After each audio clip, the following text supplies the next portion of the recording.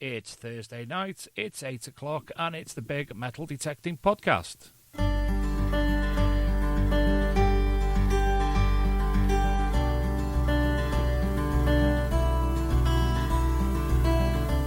Welcome to the Big Metal Detecting Podcast.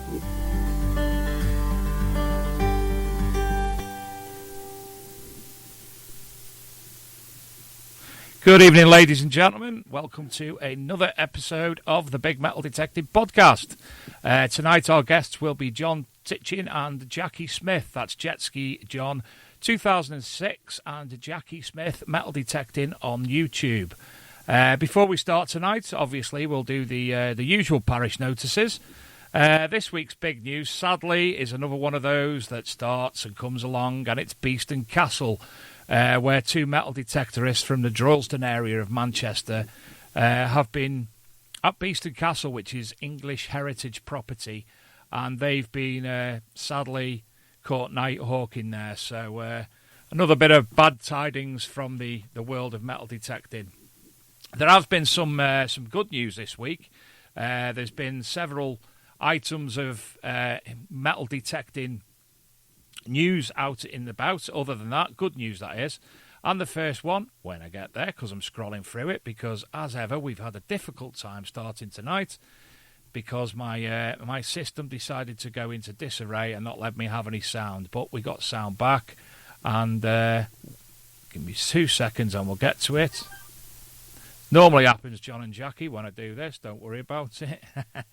So the first news of the day, there's a gold posy ring, if I'm correct, which has been going on this. Do you know, this is. I do apologise. I should have prepped better, but as I say, things there it is. So a medieval ring has gone on display. This was found by a metal detectorist, obviously in the York area. It's gone on display in York. It's the find of a lifetime. This was found by Mr. Paul Ibbotson from Lancashire. He originally found the 15th century treasure in a farmer's potato field in the village of Fulford in December 2016. The 50-year-old had spent 36 years researching the area and searching the area and said it was a find of a lifetime.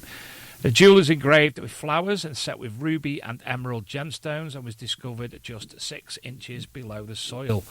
And it's an absolutely stunning little ring. To give it a description the best I can, it looks like a pair of bosoms with a different coloured stone in each end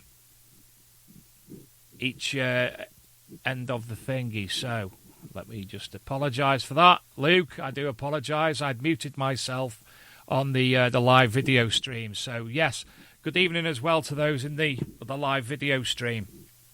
I'm all arsed about tit tonight, aren't I? I'm not doing well at all, really. So, for those, just to catch people up there, we were just discussing find of a lifetime of a ring that had been found, a medieval ring in Fulford, which is in York. So that's been found. Beautiful looking ring, absolutely fantastic. Another big piece of news today that came out was that you know we are all concerned about metal pollution will hide British treasures forever, detectorists warn. And that's basically all the rubbish that we know of that's in the ground, the green waste, etc., etc. And we, as metal detectorists, are struggling to actually find things. We go onto a site. I went onto one last year, Group Dig, and sadly it was everywhere was strewn with metal rubbish. So we found it very, very difficult to obviously metal detect. So they're the two news items of this week, and I can now introduce you to Mr. John Titchen and Jackie Smith. How are we both? Hi. Hello, people. Thanks for tuning into the All Metal Mode podcast tonight. It's the wrong one. It's the Big Metal Detecting Podcast. Yeah, that one. John's actually waving at the camera and such like, and obviously the podcast being that people listen and the vidcast that people can see. So for those who are listening, anyway, how are you both? Are you both well? Yeah, but we're good. We're just chilling out and doing the usual, getting ready forward to another dig on the weekend, which we do every Sunday. So we always look forward to that, which is good. Anywhere nice? Wales. New land. Oh, marvellous. Looking forward. Is this with, was his name Steve? The cheese man. The cheese man, yeah. Yes. Out them ways again. Whereabouts? I know you've been mould a few times with him. Yeah. It's Same area. Denby, that way. Denby, yeah, I know Denby very well. Abergele. I mean, we used to go a lot around Cheshire your ways with different clubs back in the day. About 10 years ago. Yeah, plus. But we've been local around like Merseyside area, but the last about 2 years we've been hitting a lot of Wales, and we've had some really good stuff from Wales. Or the group, I shall say. Yeah. I've actually seen, obviously, a lot of the things that you've been finding via generally Jackie's videos. I've watched Jackie's for years. No disrespect to yourself, John. Thanks, mate. Yeah. There's so many that I was following. I've had to stop watching a lot because I just didn't have the opportunity. And it's only recently, again, I've started, instead of watching films on Netflix and such like in work, I've started to watch YouTube videos again. So, yes, I've been watching recently again. I'm catching up. But because Jackie, obviously, we started, obviously, due to the content of your own with some of the words now and again. We couldn't put that on the website, but Jackie's was a bit more refined. Yeah, I'm more refined. as you know, Dave, I'm a bit crazy at times. It's harmless fun, mate. That's definitely, I know that. Yeah. And Jackie, I'm actually shocked at Jackie speaking, because last time I put a speaker in front of Jackie's face, she went dumb. Yeah. Because John spent half an hour telling everyone everything there was to know about Detectable, and I just didn't know what else to say about it. No, she's had a couple of drinks, you see, so she's a bit more talkative tonight. I've got Pepsi. No, it's Coca-Cola, actually. Yeah, so for those of you who are listening, John's videos, they're fantastic, lots of fun. Probably one of the funnest of all YouTube metal detectorist videos. Thanks.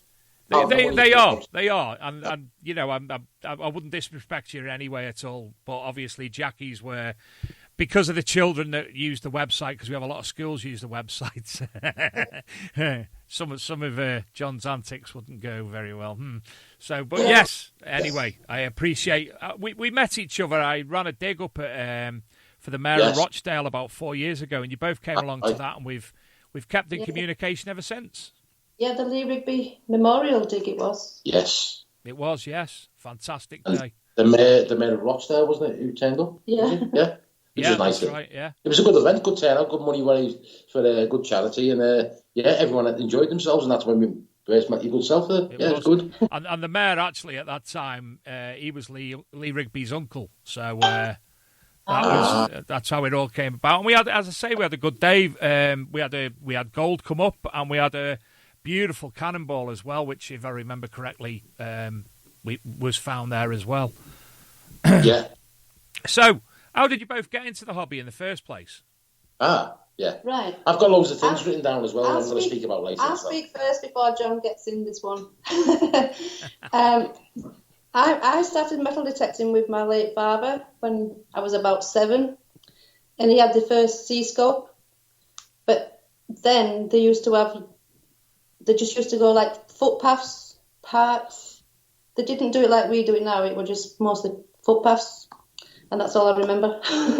But then, about 12 years ago, I got really bored of John's hobbies because he was like... We'll talk about that. It was really extreme. Yeah. And I said, I'm going back into metal detecting with my dad. And John were calling us nerds. Oh, you pair of nerds. Anyway, John actually bought... Was it from Macklin? It was on the internet. It was I think it was a Treasure Pro 2000 or something like that. I went to New Brighton Beach and all I got was a Stella can, wasn't it? And then you went to Formby Beach. I think you got a gold ring. Yeah. So then he started slowly. He went, I need a better machine. And then he started going out on my dad's digs. And then he got hooked, like the rest of us. Yeah. So how long ago was that then, John, about? 12 years. Yeah. 12 years ago.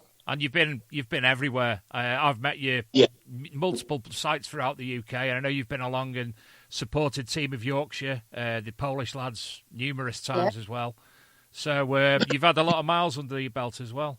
I mean, back in the day, I mean, I've got some things written down. Obviously, we know Brian and Mo, who started the Southlands Club. Yeah. We were in that for a number of years, and obviously bits and bobs happened, and the digs dried up. That's them who do the UK Detector Net Forum. Yes, Brian and Mo, yeah. He runs Museum Reproductions as well. Yeah. Lovely couple. I mean, some of the digs we've been on, we started back in like Weekend Wanderers back in the day. We used to go to Coil to the Soil here north back in the day. Even before it was Coil to the Soil, wasn't it? We went to the digs in Doncaster Way. We've been to so many weekenders in the past.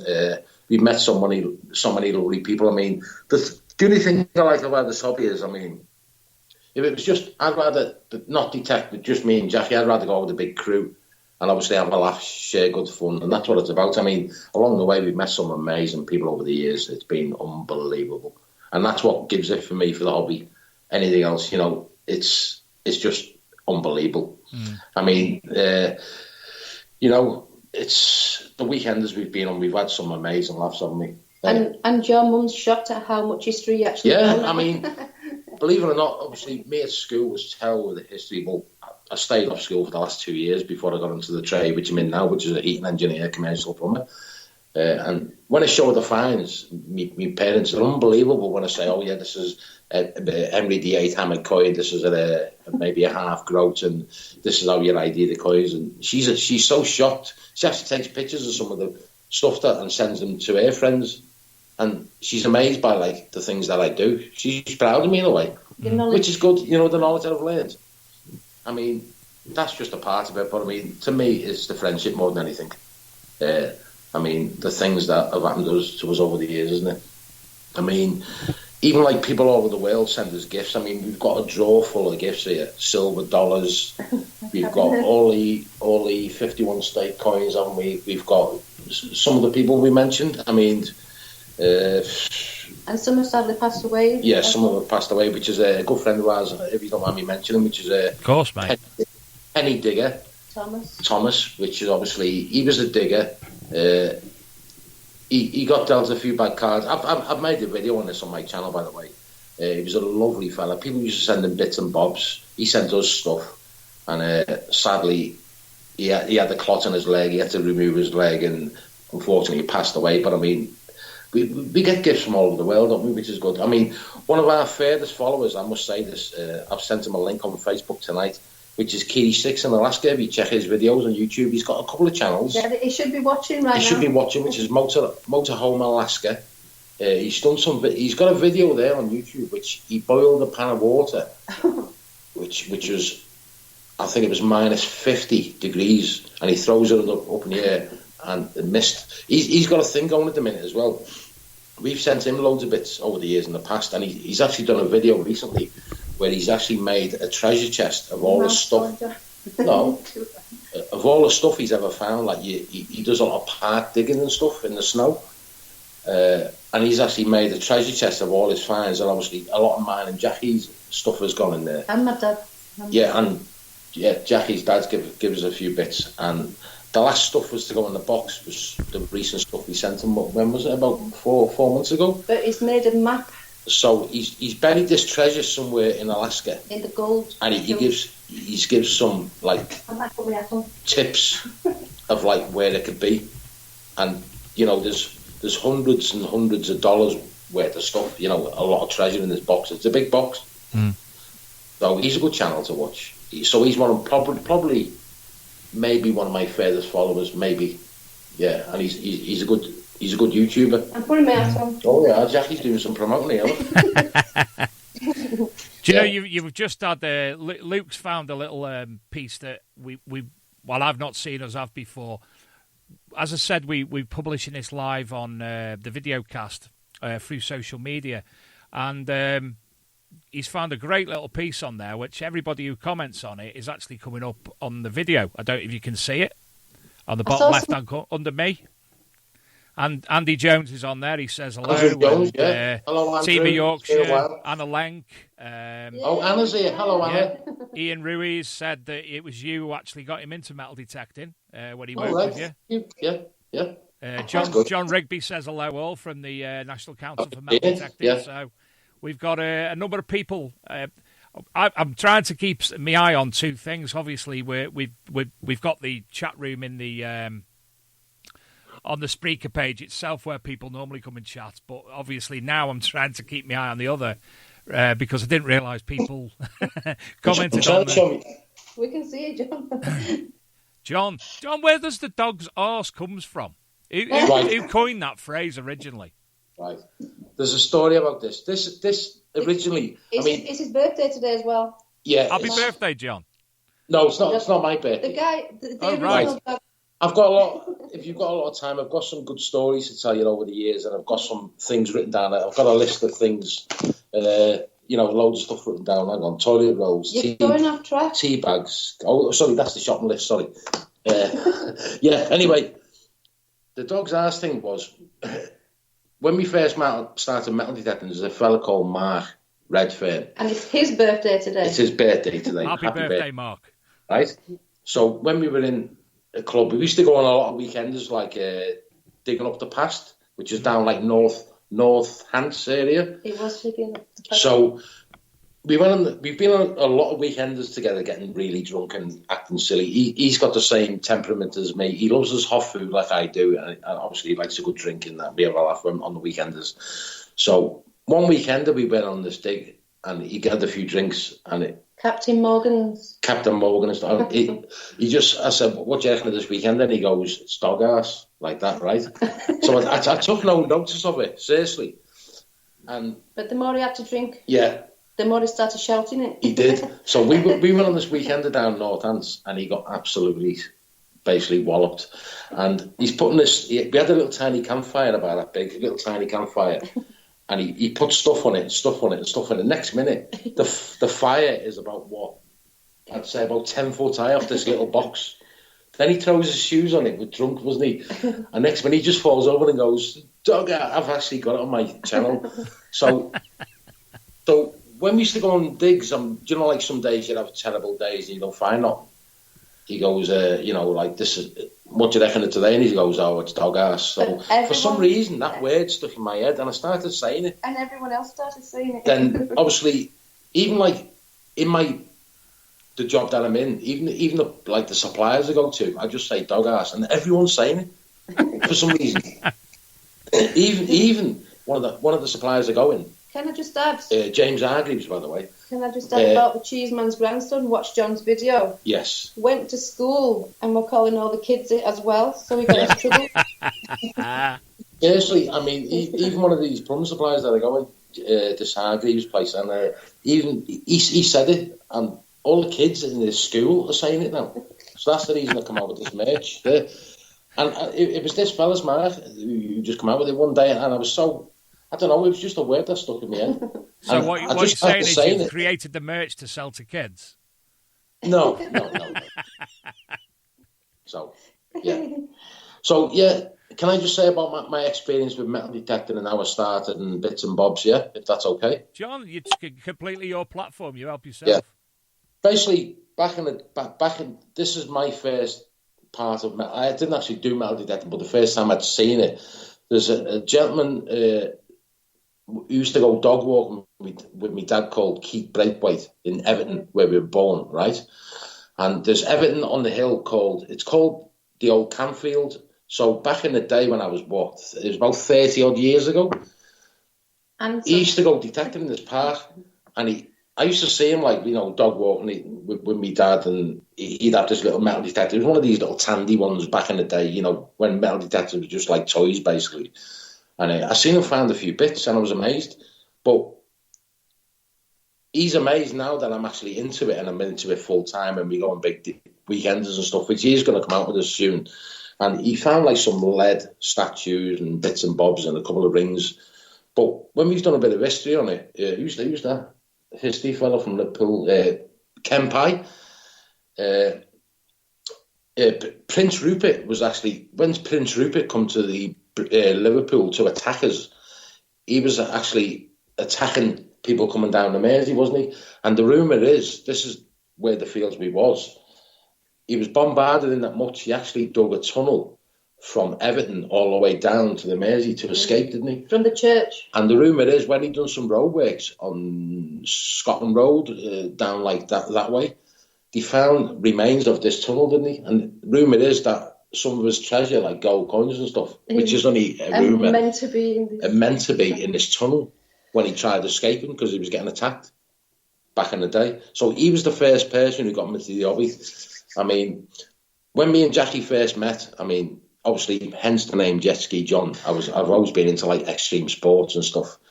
The first one, obviously, I was into jet skis before I met Jackie. I used to go up the River Mersey, jumping the waves off backs of ship, back of waves off ships because I was crazy, wasn't I, Jack? And then I got into remote control boats, right?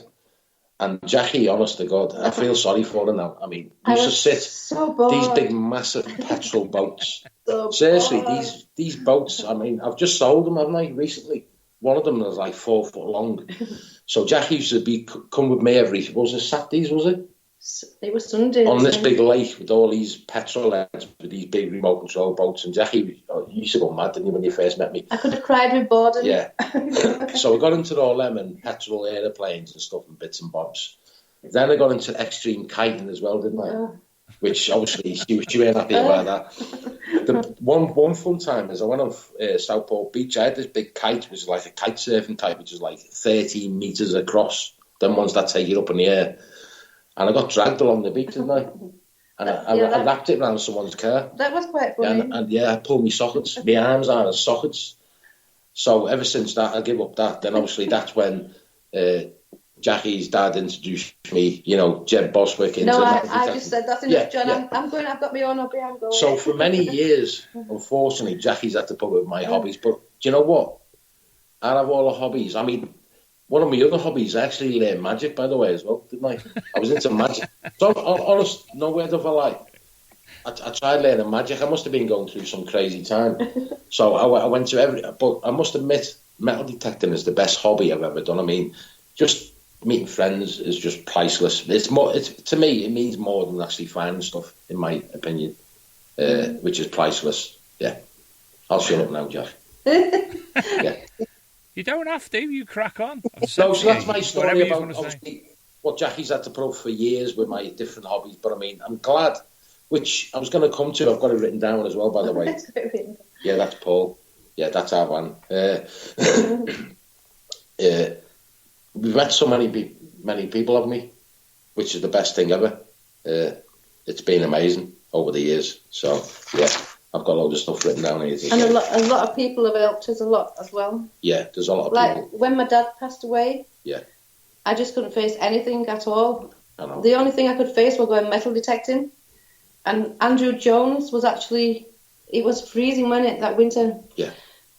Even the van was froze up, but Andrew Jones were getting us out every single week, weren't he? Yeah. And that's because Andrew Jones is, without a doubt, one of the nicest people I've met in the hobby. It helped me so much. We've had a few crazy weekends with Andrew Jones, by the way. He'll tell, well, the videos on my YouTube when we stayed up all night getting walloped. No, you don't have to tell. Yeah.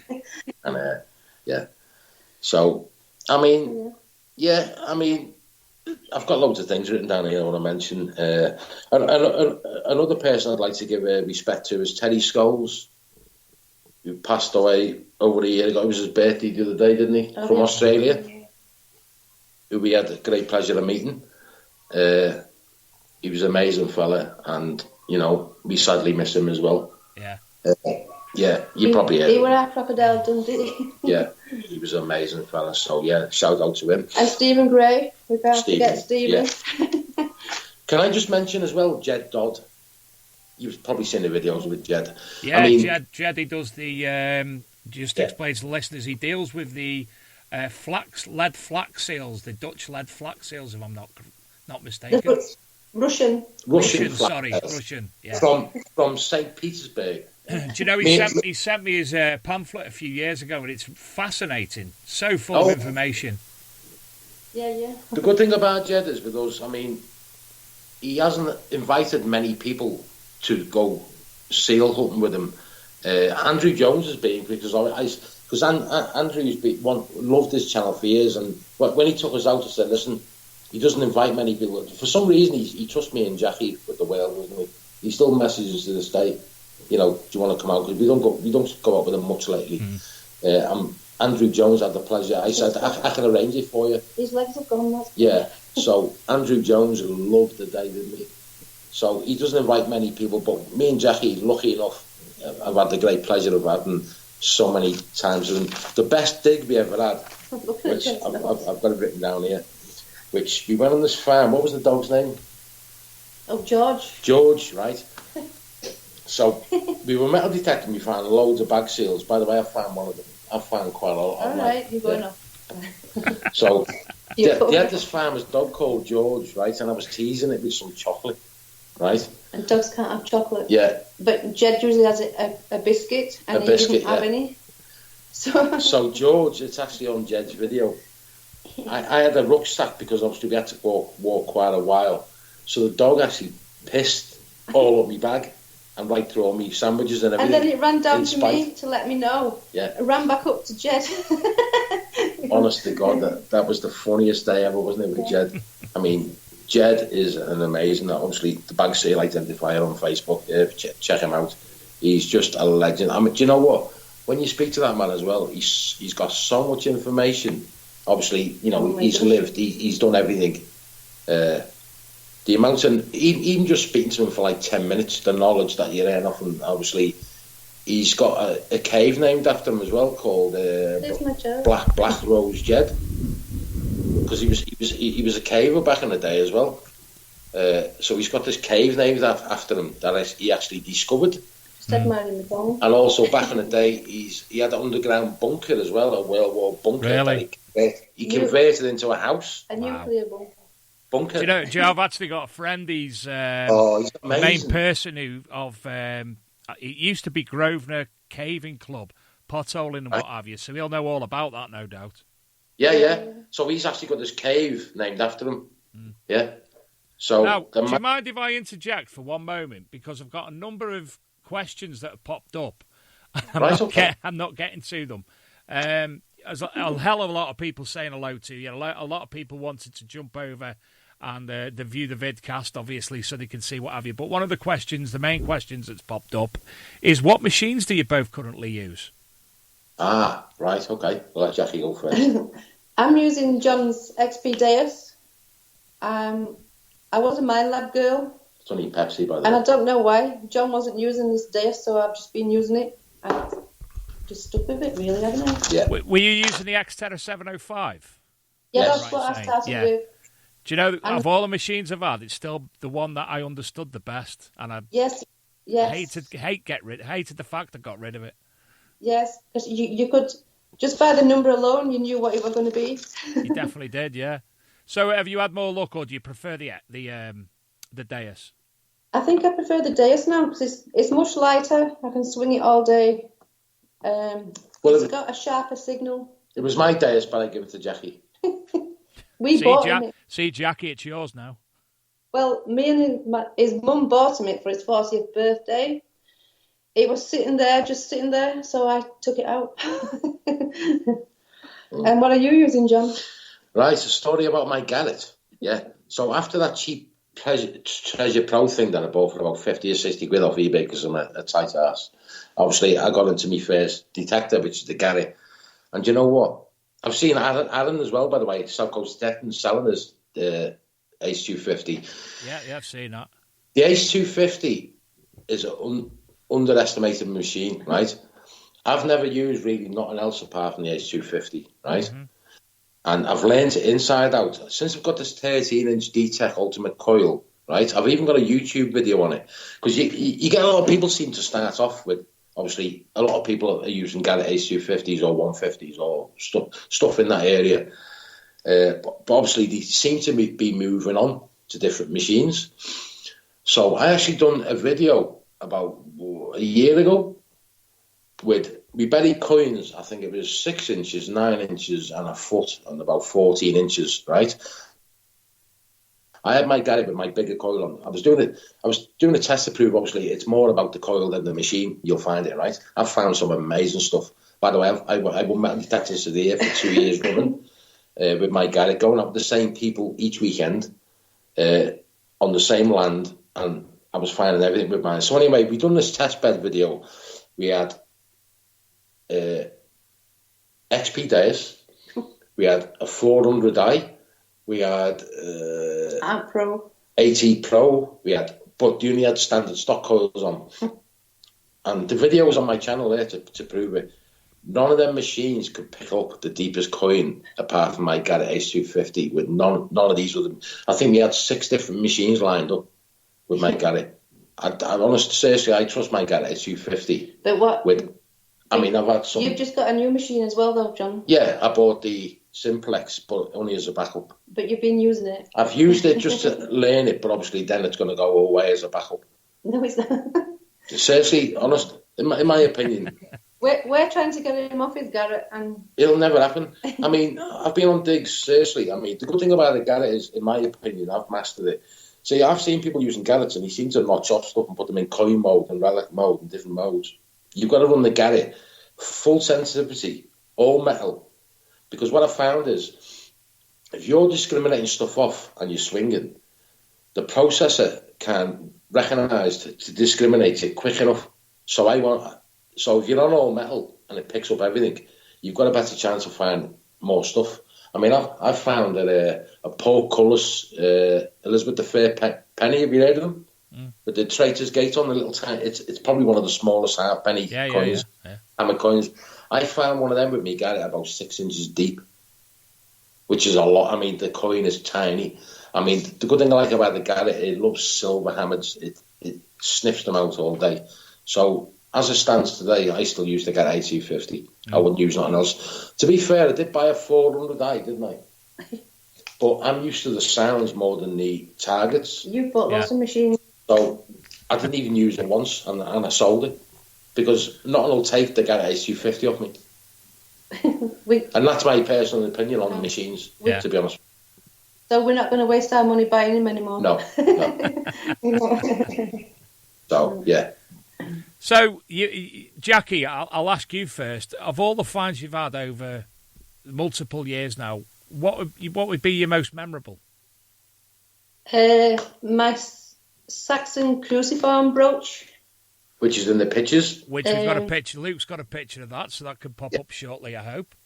And what was the scenario behind finding that? We were on a weekend in Lincoln, and everyone had just deserted me. There were like no one there. I was somehow drawn to the middle of a field, and this field were huge. There were no reason to go in the middle of a field, were they?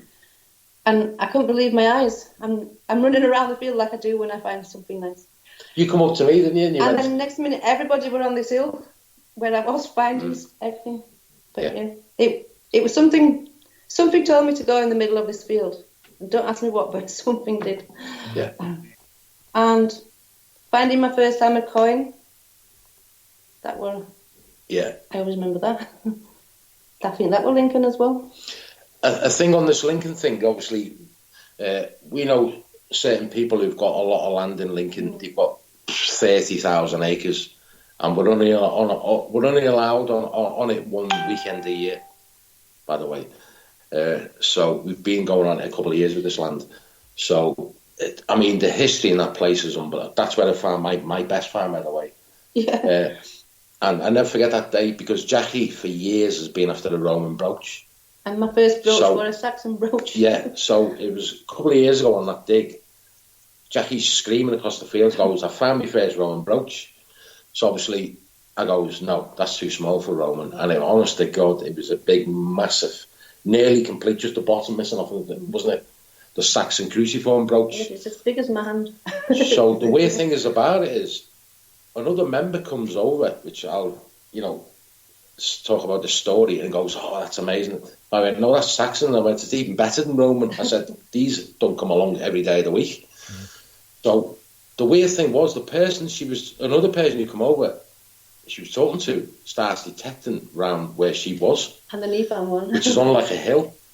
So what we found out, there was a couple of burial mounds, because obviously they used to bury him on a hill near the gods with the cruciform brooch. So that's the reason And it was found on the top of this hill, because they buried him on a hill near the gods. The ladies wore him on the hill. So anyway, this other person who comes over, looks at the brooch, and obviously as they put the machine on to walk away and detect away, next minute the pictures in there, there's two of them, gets another full complete cruciform brooch.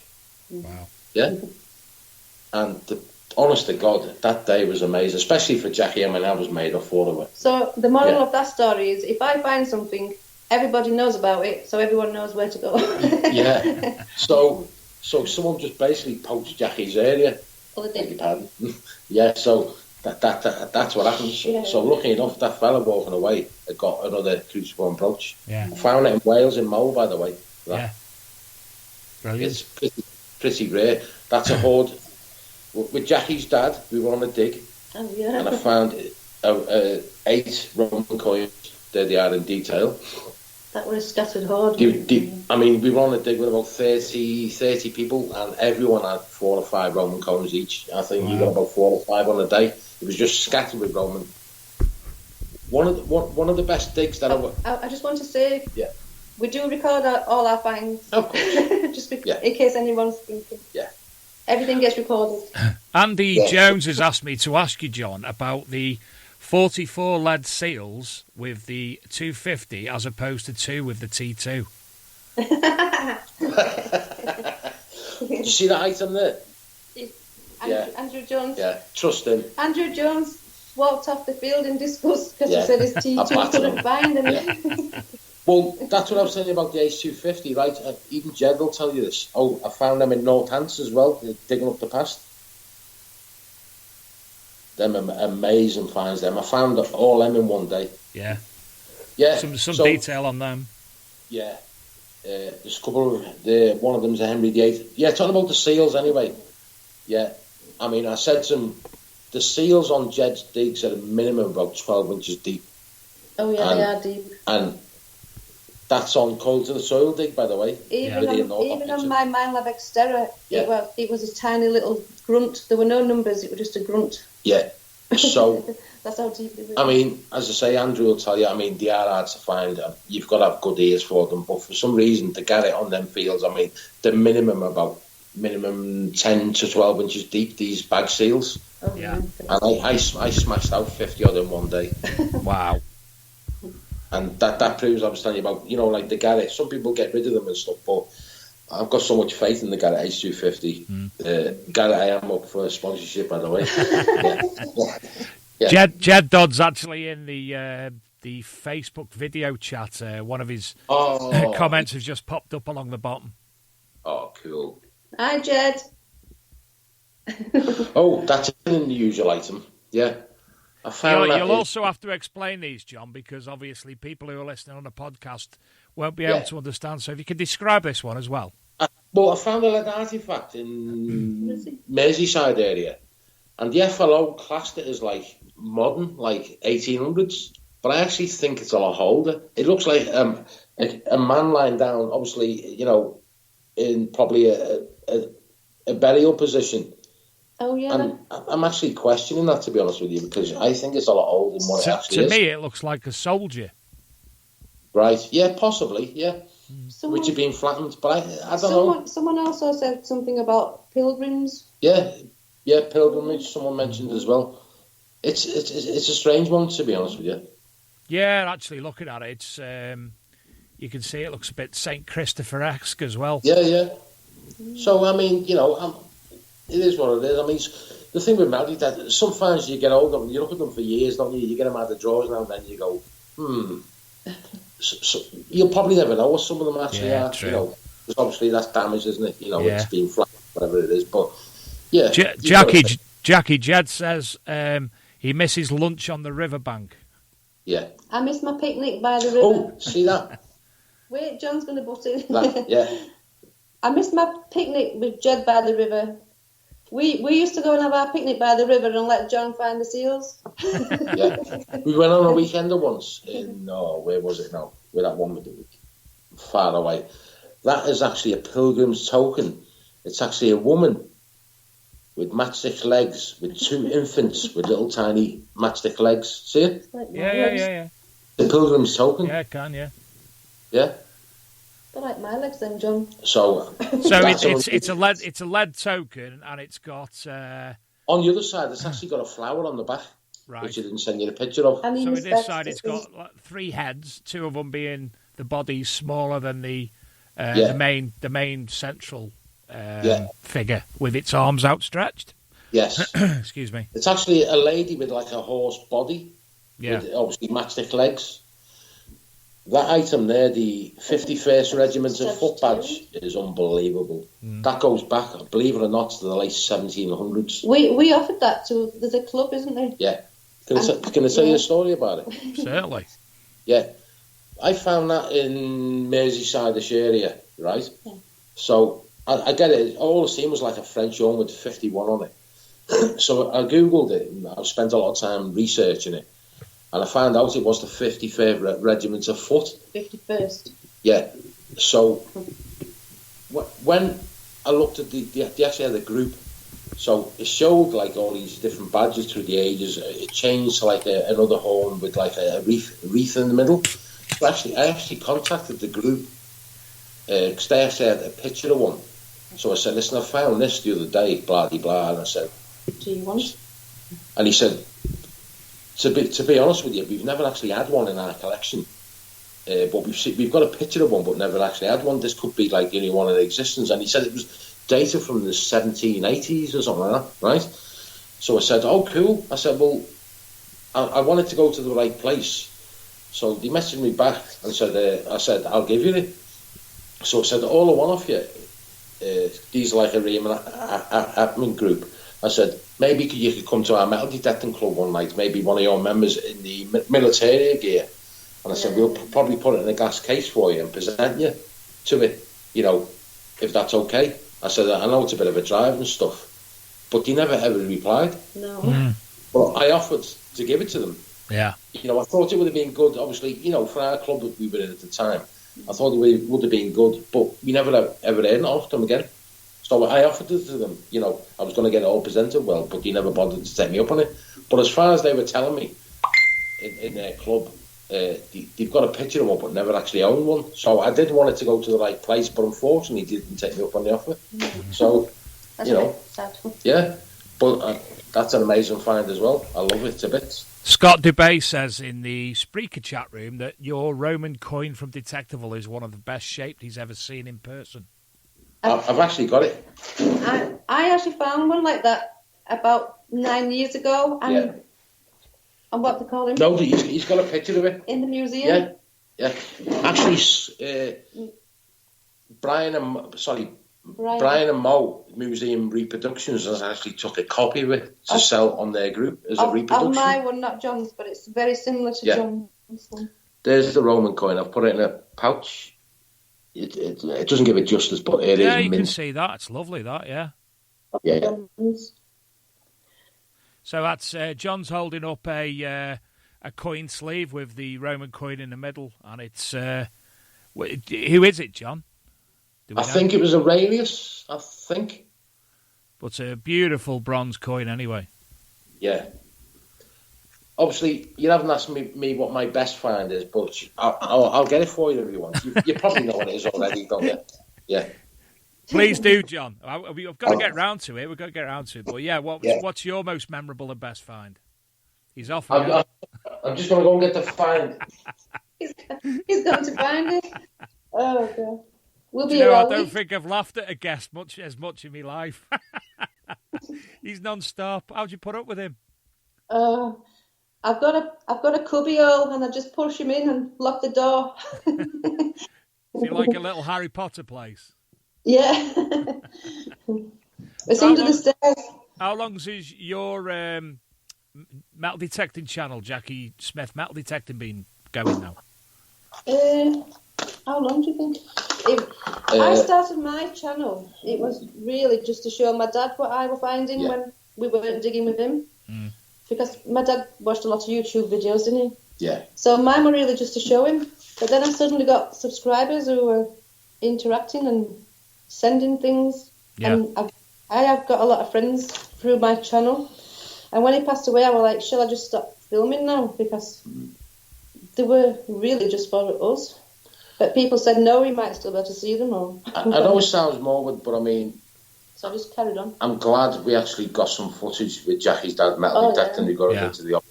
Jackie's still, you're in mourning and stuff, obviously. The good thing is, I mean, obviously he loved the hobby and he was made up that me and Jackie got into the hobby. Obviously, she goes back and watches these videos, which is, it's priceless, I mean, you were even saying the other day, I haven't got much footage with my parents, have you? You were lucky to have that footage. We did that, yeah, definitely. And we had some amazing times. We'd stay up there the night before. We'd have some stuff, and we'd go out detecting Yorkshire Way, Bridlington, all around there. And it's amazing land up there. One of the best. Your best find anyway. Yeah, I mean, yeah, our best finds, right? Here we go. Before he gets put in the lobby. Right. Do you know that? I was telling you about the 30,000 eggs we go once time a year, blah, blah, blah. Yeah. That's about 5-6 years ago. You've probably seen it. I don't know if people have seen this. This, in my opinion, is probably one of the most rarest finds. I don't know if people can see me on the screen. Ah, the swastika. Do you know, Yes. you sent me a picture of that via a photograph from a magazine. Absolutely awesome. I mean, I'm very much into my symbology. I've got all sorts of books. I know, obviously, the correct information regarding the swastika and not the Nazi stuff, but that's beautiful, John. It's like a back to front swastika, isn't it? It is. If you turn it round, it's not. When I got it recorded with Vanessa, right, there was only another one like it found in Essex in I think it was 1980s, they told me. A reverse swastika it is. And I found that in Lincoln. Stop it. Yeah, found that in Lincoln. And it was right next to, I don't know if I should mention where it is, a very rare building. A Knights Templar. Knights Templar building. I don't know if you've ever seen it in Lincoln. It's a very historic building. But we weren't actually on that field. We were next to we were by it. Yeah. So, yeah. Another find, yeah, look at this. This is probably one of my rarest Roman brooches you found with. I've literally only found one Roman brooch, and that was at Spring Detectable last year. I'm glad you found some of your bucket listers. I'll go through that in a minute. Some of my bucket listers. I know I don't shut up. I found this on Code to the Soils Day, which was sticking out of the soil, and this is probably a rare Roman brooch. Yeah. You get your own fibulas. The field were full of pea pods as well. You've got to remember that. It looked like a pea pod. Yeah, this is, in my opinion, quite a rare Roman brooch. So everyone walked over that, but the field were full of pea pods, weren't it? So can you describe it for the listeners, John, please? Yes, it's a fantail Roman brooch. The middle bit would have been enamelled possibly in blue and yellow. And if you look at the bottom of the fantail, it's got a rude design of a willy. A phallus. A phallus. Oh, yeah, you can see that now you've said, yeah. And that was basically sticking out of the soil probably about half an inch. But and I got the signal. It did look like a pea pod, though, yeah, didn't it? I mean, to me, that is probably... Roman brooch-wise, you don't see many like that, in my opinion. Yeah. That was Doncaster, weren't it? Yeah, Doncaster. That's the first I've seen similar to that. Definitely. Yeah. So, yeah, that's probably... Is that my old intro? Yeah. This is me scrap silver box, which I've got more of the full of silver. This is bits over the years. Oh, I've got a scrap silver. Full of silver, bangles. Thimbles. You coins, name it. Yeah. It's all in there. There's loads of stuff in there. Oh, where is it? He's only bringing all this out. No. Everyone says he doesn't find I anything. want to give some shout out soon, but I mean. Well, I've got another question for you. Well, I'll ask Jackie while you're faffing. Andy said to ask you about Deep Digger Dan. So what's he need to know? Yeah, what does he want to know? John, what do you want? Andy, what do you want to know? So you crack on until I get Andy's response. Okay. Yeah. Another nice find that I've had, which is probably... Yeah, I haven't brought any finds down. Yeah, I've got tons of stuff, obviously, glass glass intaglio. I've got a seal as well. I've got 2 seals. It's beautiful. I think, have you sent a picture of that one of the seals? You sent a picture over? No, that's what it would have looked like with the Did you stamp. send in my seal picture? I think it did, yeah. That's nice. I mean, we've got tons. Recently, I've had a Roman spear, haven't I? Recently, the last year or so. Bronze Age spear. Bronze Age spear, sorry. You name it, yeah. On my bucket list, by the way, obviously, I've showed you some bits and bobs. I mean, I've got big cannonballs, Can you I name just it. tell them about my Vesica seal I found with my dad? Oh, go on then. I found a Vesica seal made of lead. You know, the lozenge-shaped ones? And Yeah. I remember I showed it to my dad because it was on his permission, and he said, "Oh, that's just a token for Jewish butchers in Barnsley." And he was actually serious, and I was like devastated. I'm saying, "No, Dad, that's a really old seal, that." Yeah. And it was a Vesica seal. Wow. Oh, where's John? John's disappeared again. Andy said everything to the question about Deep Digger Dan. Oh, there's too much to say, and Yeah.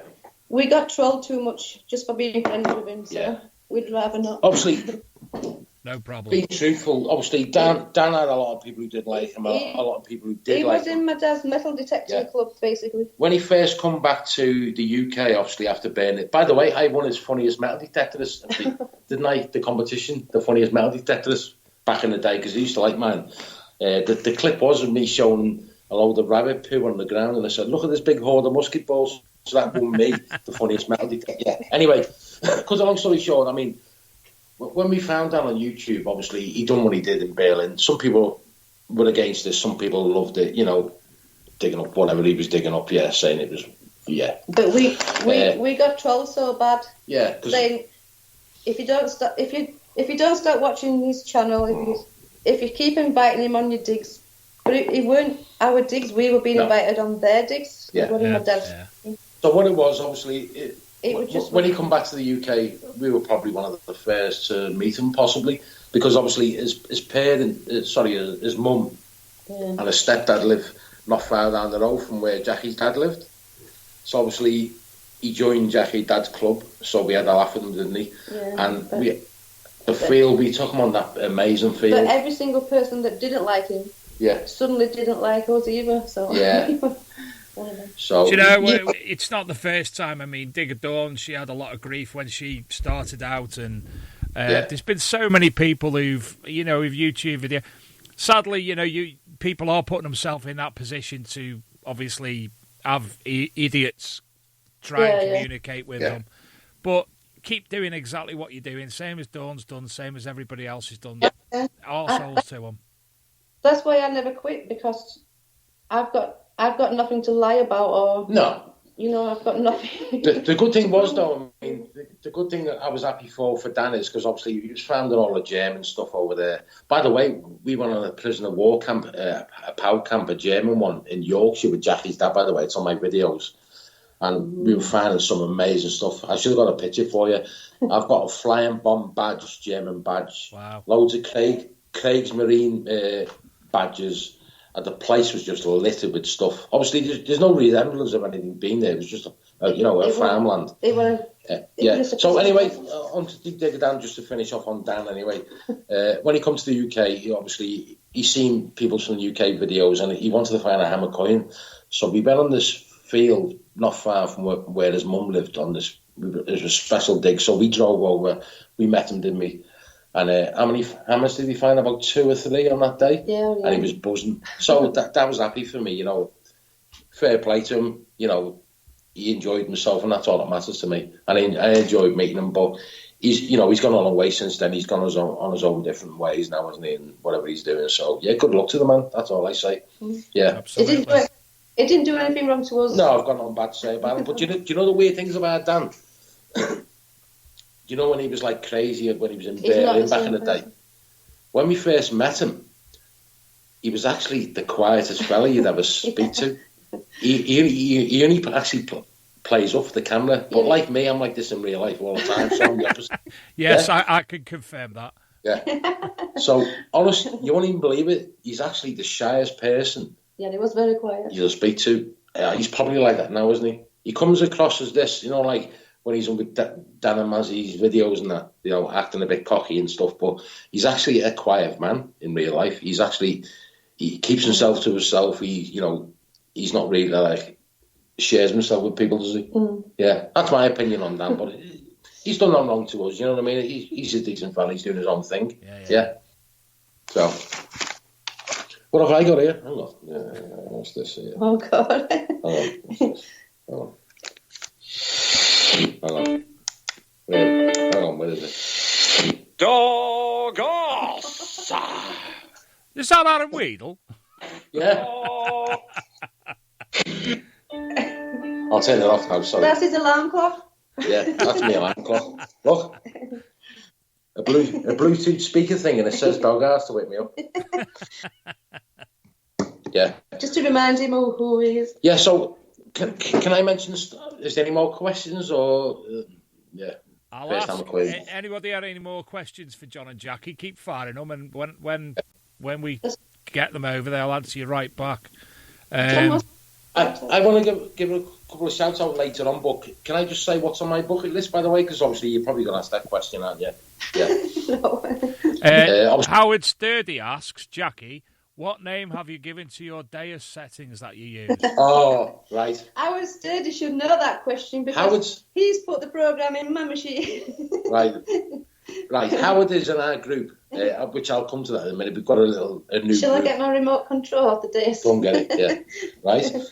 So Howard's an experienced Deus user. He lives in Wales, so he comes digging with us every week. So in the summertime, he's been looking at some of these programs like the Jerry's program and all them, Sid's programs. So he's modified one for Jackie when we were in the summer. It's called Jackie's Dry Hole program. He's laughing, look. Seriously. And it's actually programmed in a Deus. And it's actually called Jackie's Dry Hole. So now it's a big joke. She'll actually get a Deus and show you. It is an actual program. If anyone wants the link for this program, we'll share it on Facebook. Look, you'll see it on the screen. Turn it around that way. Dry hole. 14, a dry hole. Yeah. And that's how it's dirty. So he actually made that program for Jackie, but it does say because obviously it only fits a certain amount of text. It does actually say Jackie's Dry Hole. But if the program works, keep using it. That's what I think.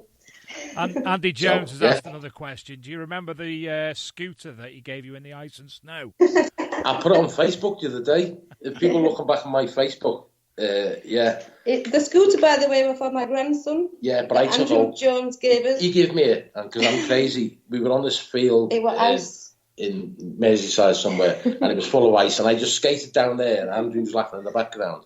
So it goes down this path, the next minute, it just falls over and into this field on the scooter, and Andrew's laughing in the background. Yeah, we've had some good times. Do you know, I'm actually, tonight's video cast is it's working for the fact that people can see your actions and everything you're doing, John. You wouldn't get this. You wouldn't get this listening to it. It's brilliant. Yeah. So can I say what's on my bucket list, by the way? What I found. Yeah. Basically, I've had gold. I've had hammers, Henry VIII. One thing I was after, which was a crotal bell, which I found on Anna Link's Polish Weekender, which we've been there twice, by the way. I need to say thanks to them as well, because I know I'm going off the track. That's what I do. The Polish people, right, are the nicest people you'll ever meet. Marek and all them, even the crazy crocodile man as well that we met. Yeah. So anyway, we went on the weekend, and honest to God, we've made so many friends with them. We're friends with them on Facebook. They send the private messages. So yeah, thanks to them. Anyway, on my finds, so I've had a gold sovereign. I've had a bronze Ajax. I've had obviously gold. Me hammers. I found a crotal bell on Anna Link's Weekender. Yeah, you've said this. I found a lovely silver ring, didn't I? So what's on your bucket list, John? So on my bucket list that I want to find, by the way, is something Saxon. That's what I'm after, and maybe a gold hammered. So they're one of the main things that's on my bucket list. My bucket list is any gold coin. Yeah, she's never had gold. Any gold. Jackie, you're not even in shot anymore, Jackie. It's him, he's throwing me, he's shoving me out the way. His head's getting bigger now, you see.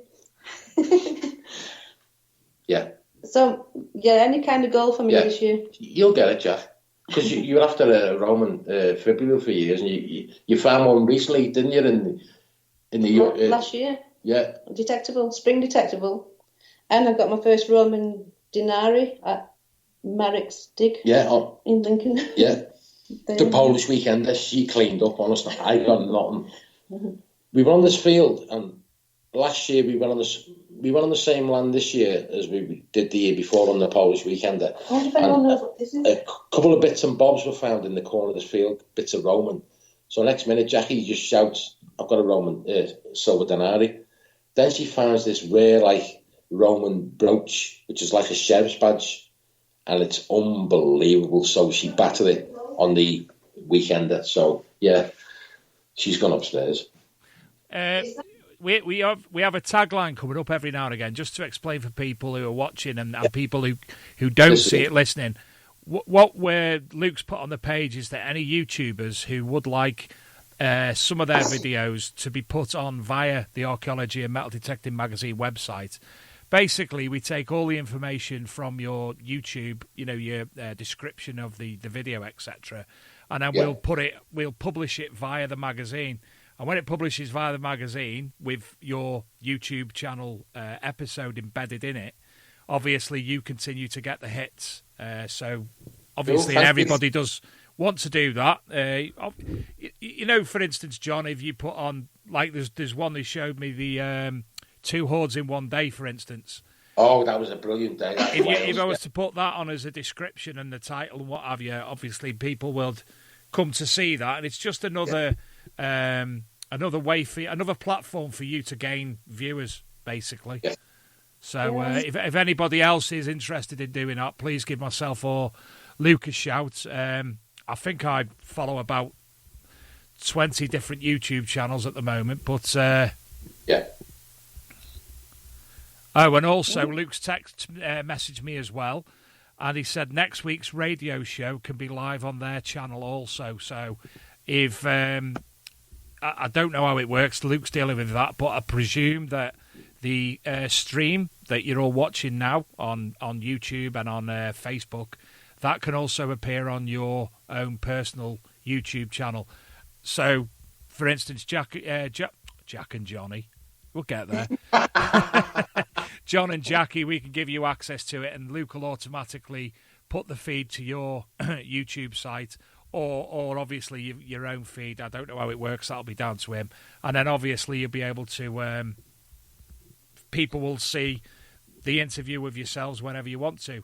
In fact, I think what we'll also be able to do with this one, for instance, I think we are able to download the video from the Facebook and obviously send you the file, and you can use that if you want to anyway. Yeah, cool, because I did mention it on my video last night. I rushed the video up and said, if anyone wants to watch the podcast. So, this is the find. We were sorry about, she found this if anyone knows what this is, because it's not been to the flow yet. She found it next to the Roman silver denari on the Polish weekender. Look at that. That's nice. It's got a ring of dot design in the middle, and it's got enamel. Red and... I can't get it in the shot. Red and white enamel. Can you give us a side view to show the thickness? So it's basically it's basically a starfish with one leg missing, and all obviously the legs are straight across. There's a bobble on each end, and there's a raised area to the centre with a cross and a circle. And I take it where the cross is, the lower indentations where the coloration, the enamelling would have been. Yeah, there's red and white. And that was found in the little area where all the Roman stuff come off, where she got a silver denari. We actually think that was possibly sewed on where the bobbles are. It's not been to the flow yet. Because there's no signs of any pin. So we think the bobbles were actually possibly where it was attached to clothing or whatever. So obviously she's got to get it checked out. But I mean, that is an amazing find. I've never in seen my it. It's opinion. beautiful. It's got Very the ring and nice. dot design in the middle, thanks to Anna, team of Yorkshire as well. But I found nothing in that on that day, but there was some good stuff. So, I mean, Jackie's weekend was made on that weekend. She got a first silver denari, and obviously that, and a couple of Roman coins, didn't you? Yeah. Scott DeBay has asked Oh, to yeah. ask, will Jackie be having her own show next time? Yeah. I think I should come back on my own, yeah. Thanks. John, Dean Stainton asks, are you having a curry tonight? And somebody else mentioned about you've got a curry addiction. Yeah. To be honest with you, people who know me on Facebook, I was trained by an Indian chef about 25 years ago how to make a curry. And basically, that's what I eat most of the day. He wasn't trained very well. No. Well, funny enough, when I cook a curry, all the windows get opened, the doors get opened, and Jackie's eyes start watering because, I mean, some of the stuff is unbelievable. The curry he makes is just heat. It's not even edible. It's just hot. Everything's hot. Where's it gone? Howard Sturdy said that the artifact that you've just showed us, he actually watched you dig that up, and what a day it was too. Yeah, he was.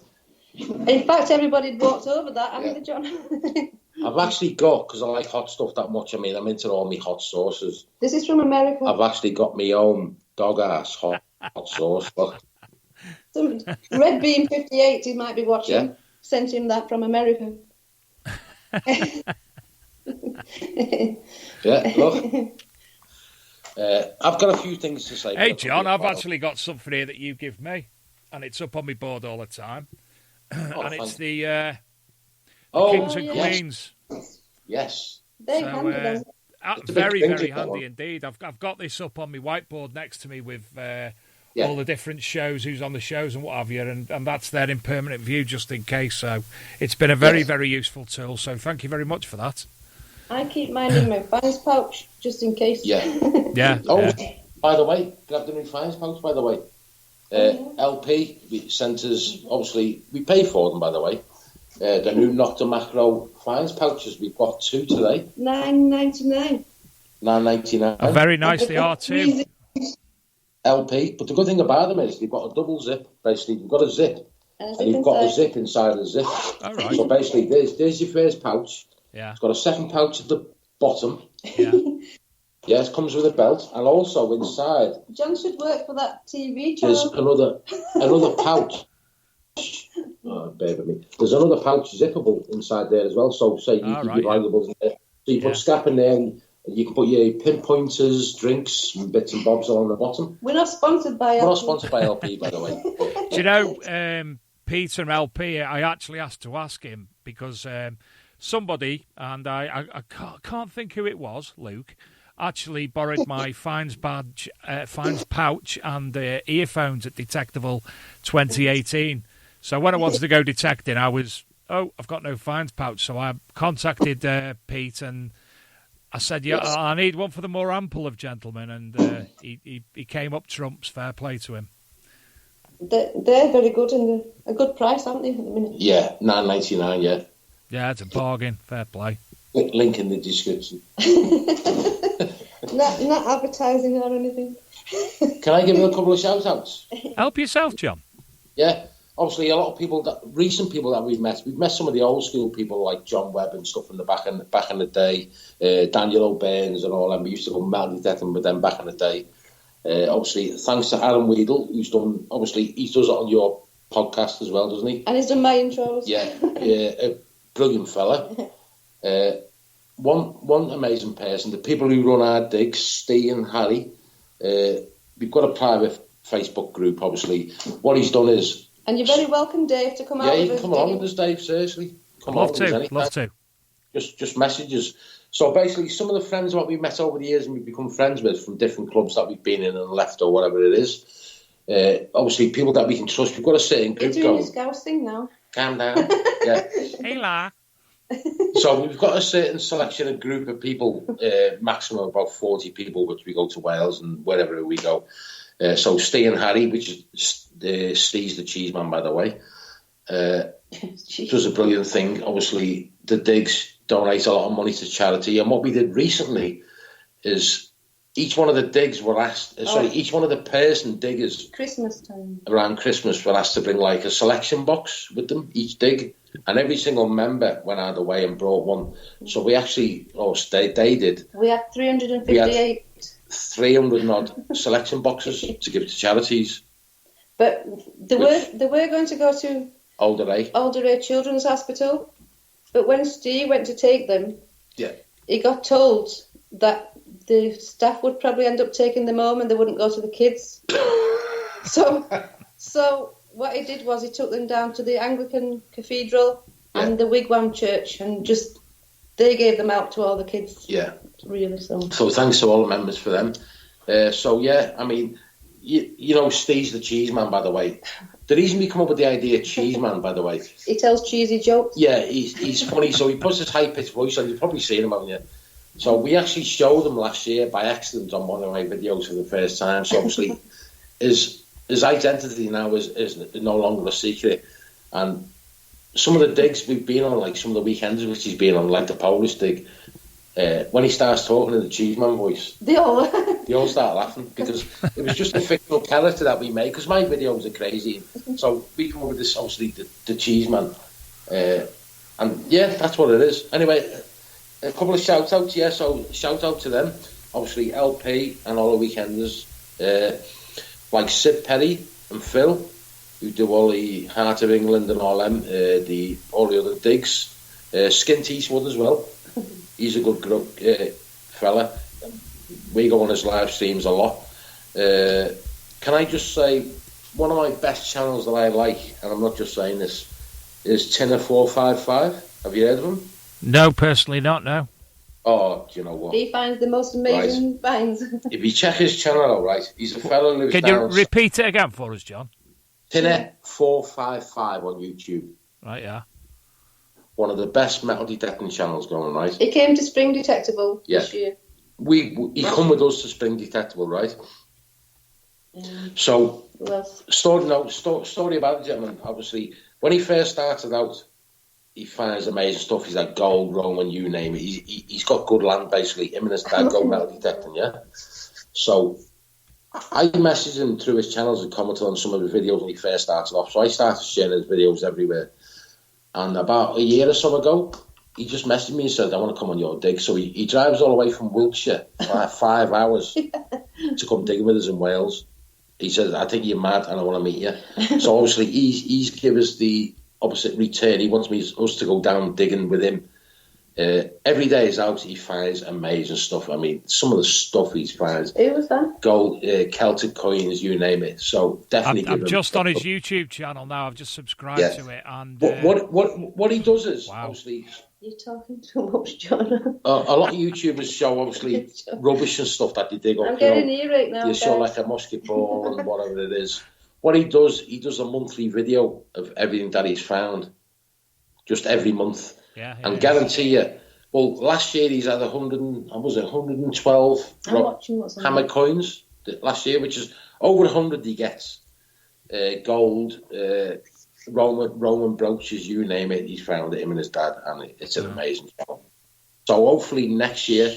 Who's that video we're watching there? We are going down. Evo 6000. That's one, the Evo 6000. That's a C-scope. Luke's throwing a couple of adverts in as well.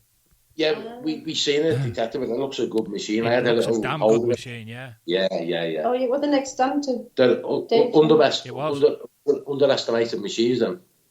I've still got my dad's C-scope. I believe you've still got your dad's, haven't you, Dave? No, what happened, Jackie, quick story, that got basically stolen. It was given to me. It was left with a former friend in our storage facility, and he basically sold it on me. But young Mr. Alex Savage heard about this, and we'd spoken about it, and I'd spoken about it on podcasts and what have you, and at Detectable, he turned up with the exact copy of it. So I have got, it's not actually my dad's, but the memories are just, it's the same. It's and I honestly, I nearly broke down. Luke will tell you, I nearly broke down crying when Alex give it me. Couldn't be more thankful to him. And we've still got my dad's. Yeah. My dad, when my grandkids used to visit, he'd take them to the beach and they'd use it on the beach. So it still works and everything. Yeah. Well, again, this is how nice the lads from Seascope were. When he gave it to me, it wasn't working. I was like, oh, and I went over to Seascope and I went, oh, look at this. And Martin went, I think his name was John. He don't let John see it. He'll treat it like porn. So I showed it this John. He's like, does it work? No. And he takes it apart and he went, well, it's got this battery and it shouldn't be that battery. It was these weird cell-like batteries, really old. Yeah. And he took it apart, disappeared. 10 minutes later, he come back with a fully working machine with modern batteries in. Couldn't believe it. Brilliant. Yeah. I don't know what John's up to again. Yeah. No, sorry, I was just... He's up and down like a yo-yo. Yeah. What else are we going to talk about? Is any more questions?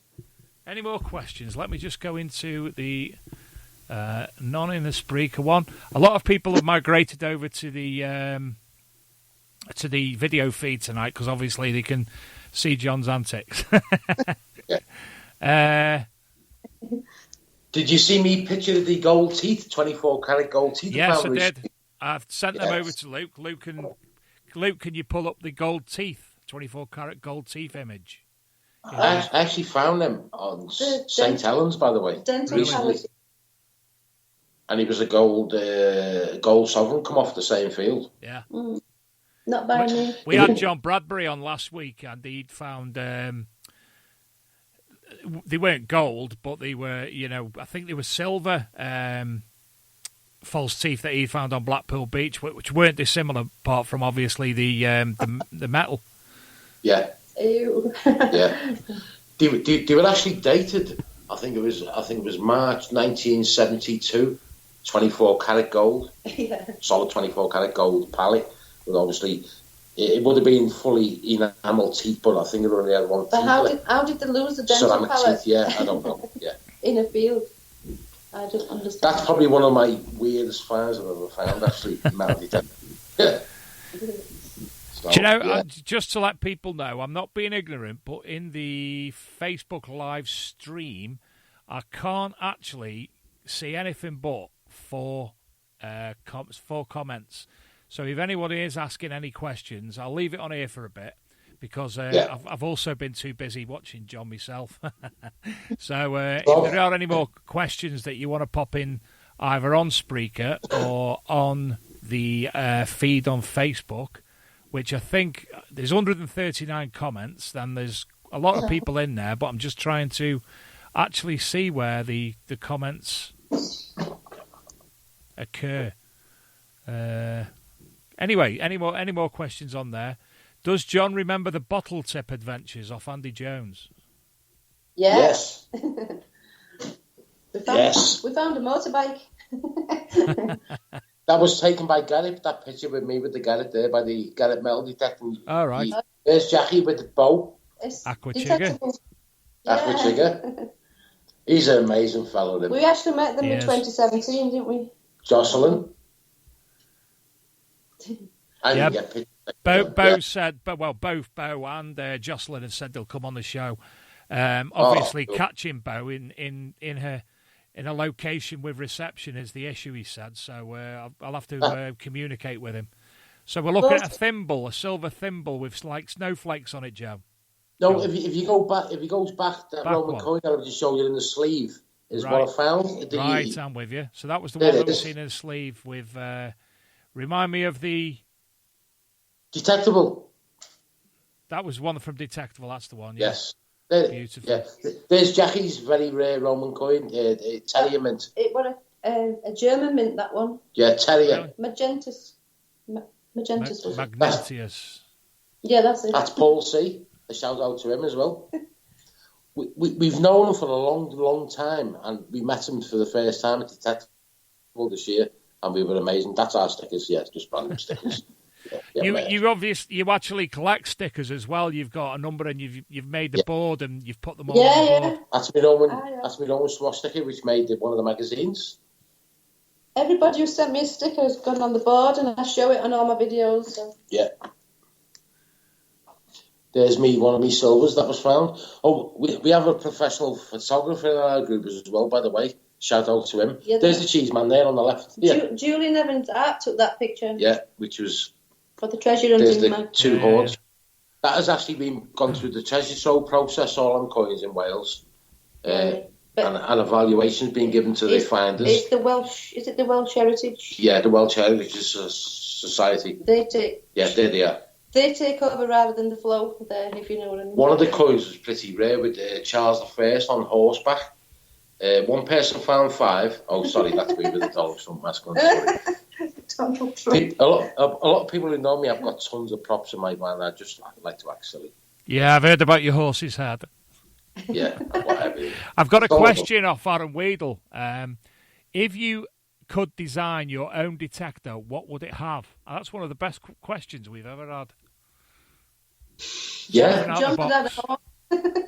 Mine would have a hammer door on it. It'd have a horn. If someone's going like, yeah, I only have a horn in my pocket, don't I? And I squeeze it to let people know if I'm hammered. So it'd have to have a hammer door on it, like a bike horn. It goes like that, one of them. I'm trying to think. A detector, which is probably going to happen a long way, probably past my lifetime, is to actually tell you what it is in the ground before you dig it. Yeah, that's everyone's machine. Show us an image of it. Yeah, well, no, there's image machines out there. I mean, like a photo image. Yeah. An automatic moo tube. Yeah. Tell you if there's a moo tube, alarm goes off and you don't have to dig it. And a hot rod one as well.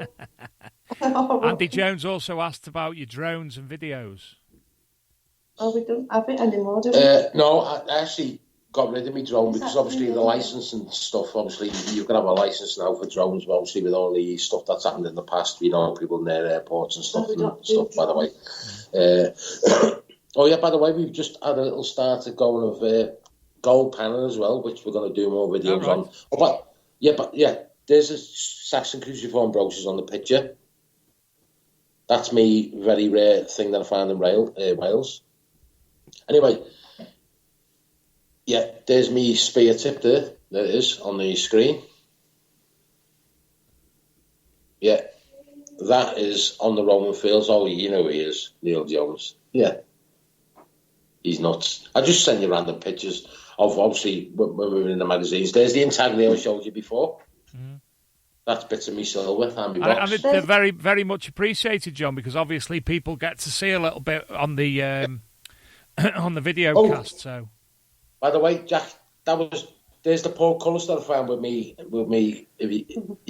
Go back a few to the silver coin.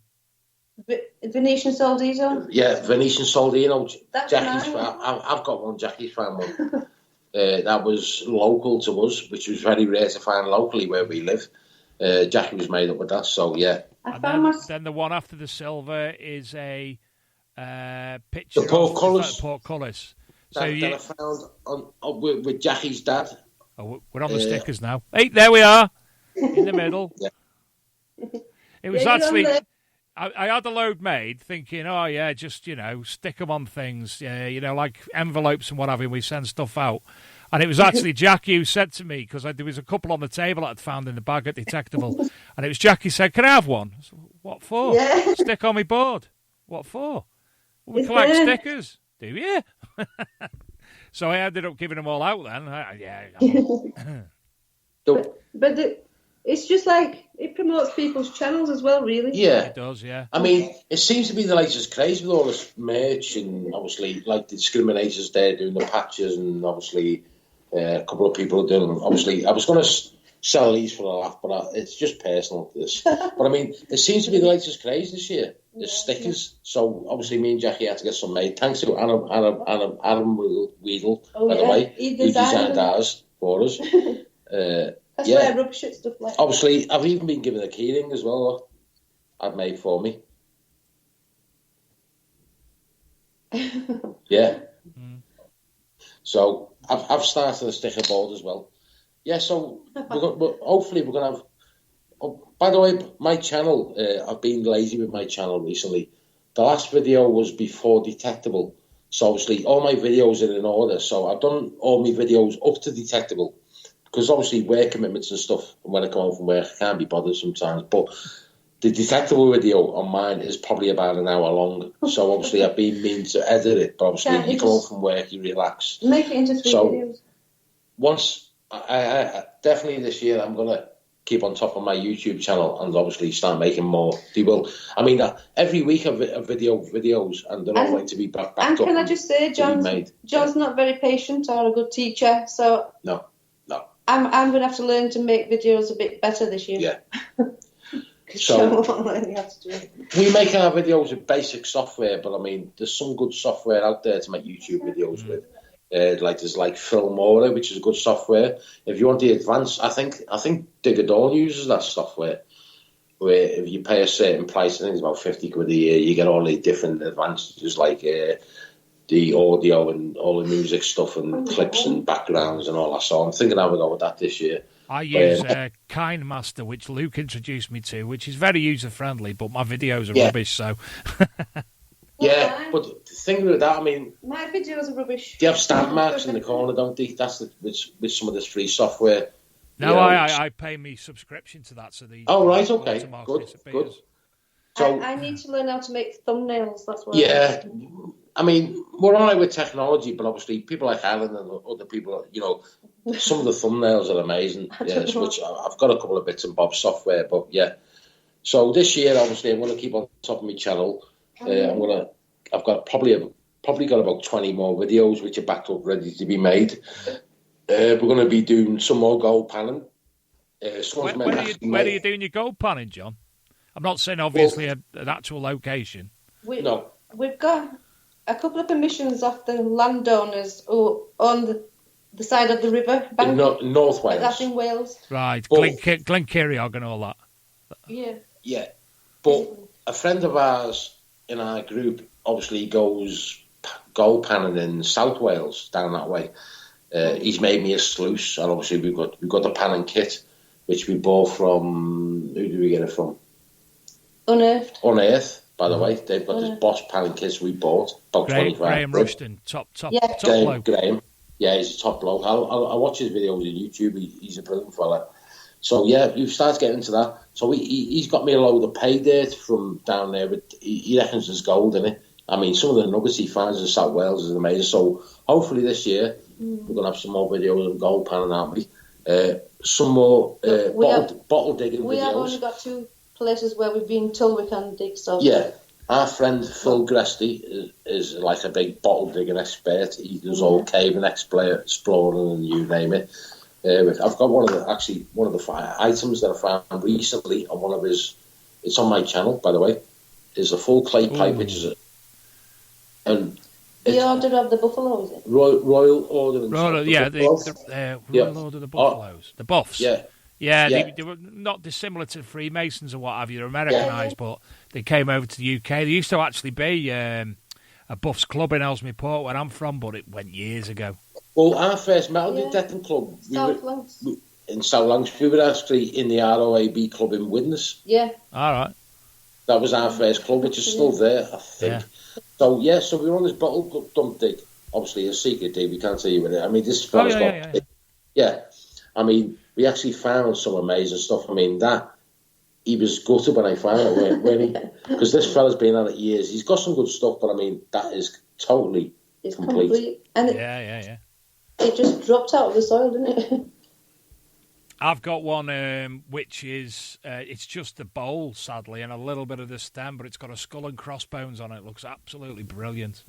Well, it's disappeared again, guys. Now, I think the questions that are popping up in the bottom left-hand corner, or the comments, sorry, they're actually coming from multiple sources, and because I've been trying to find where some of the questions and information is, but I think because people are watching them on different Facebook sites and on YouTube and what have you, they're coming up in different areas. And I can see now the YouTube one, Tony Kaywood, he's saying he used Power Director phone version to view his videos. So that's comment. I'm sussing this out because it's the first time I've seen this tonight. This is only I think it's the third time we've actually tried the video cast. The first time was playing. Last week's was the first time, and this is the second time. So Luke's finding different bits and bobs all the time. So, and Andy Jones says he uses a pinhole camera and an 8-track to do his videos. Yeah. Can I talk about metal detecting couples as well? Certainly.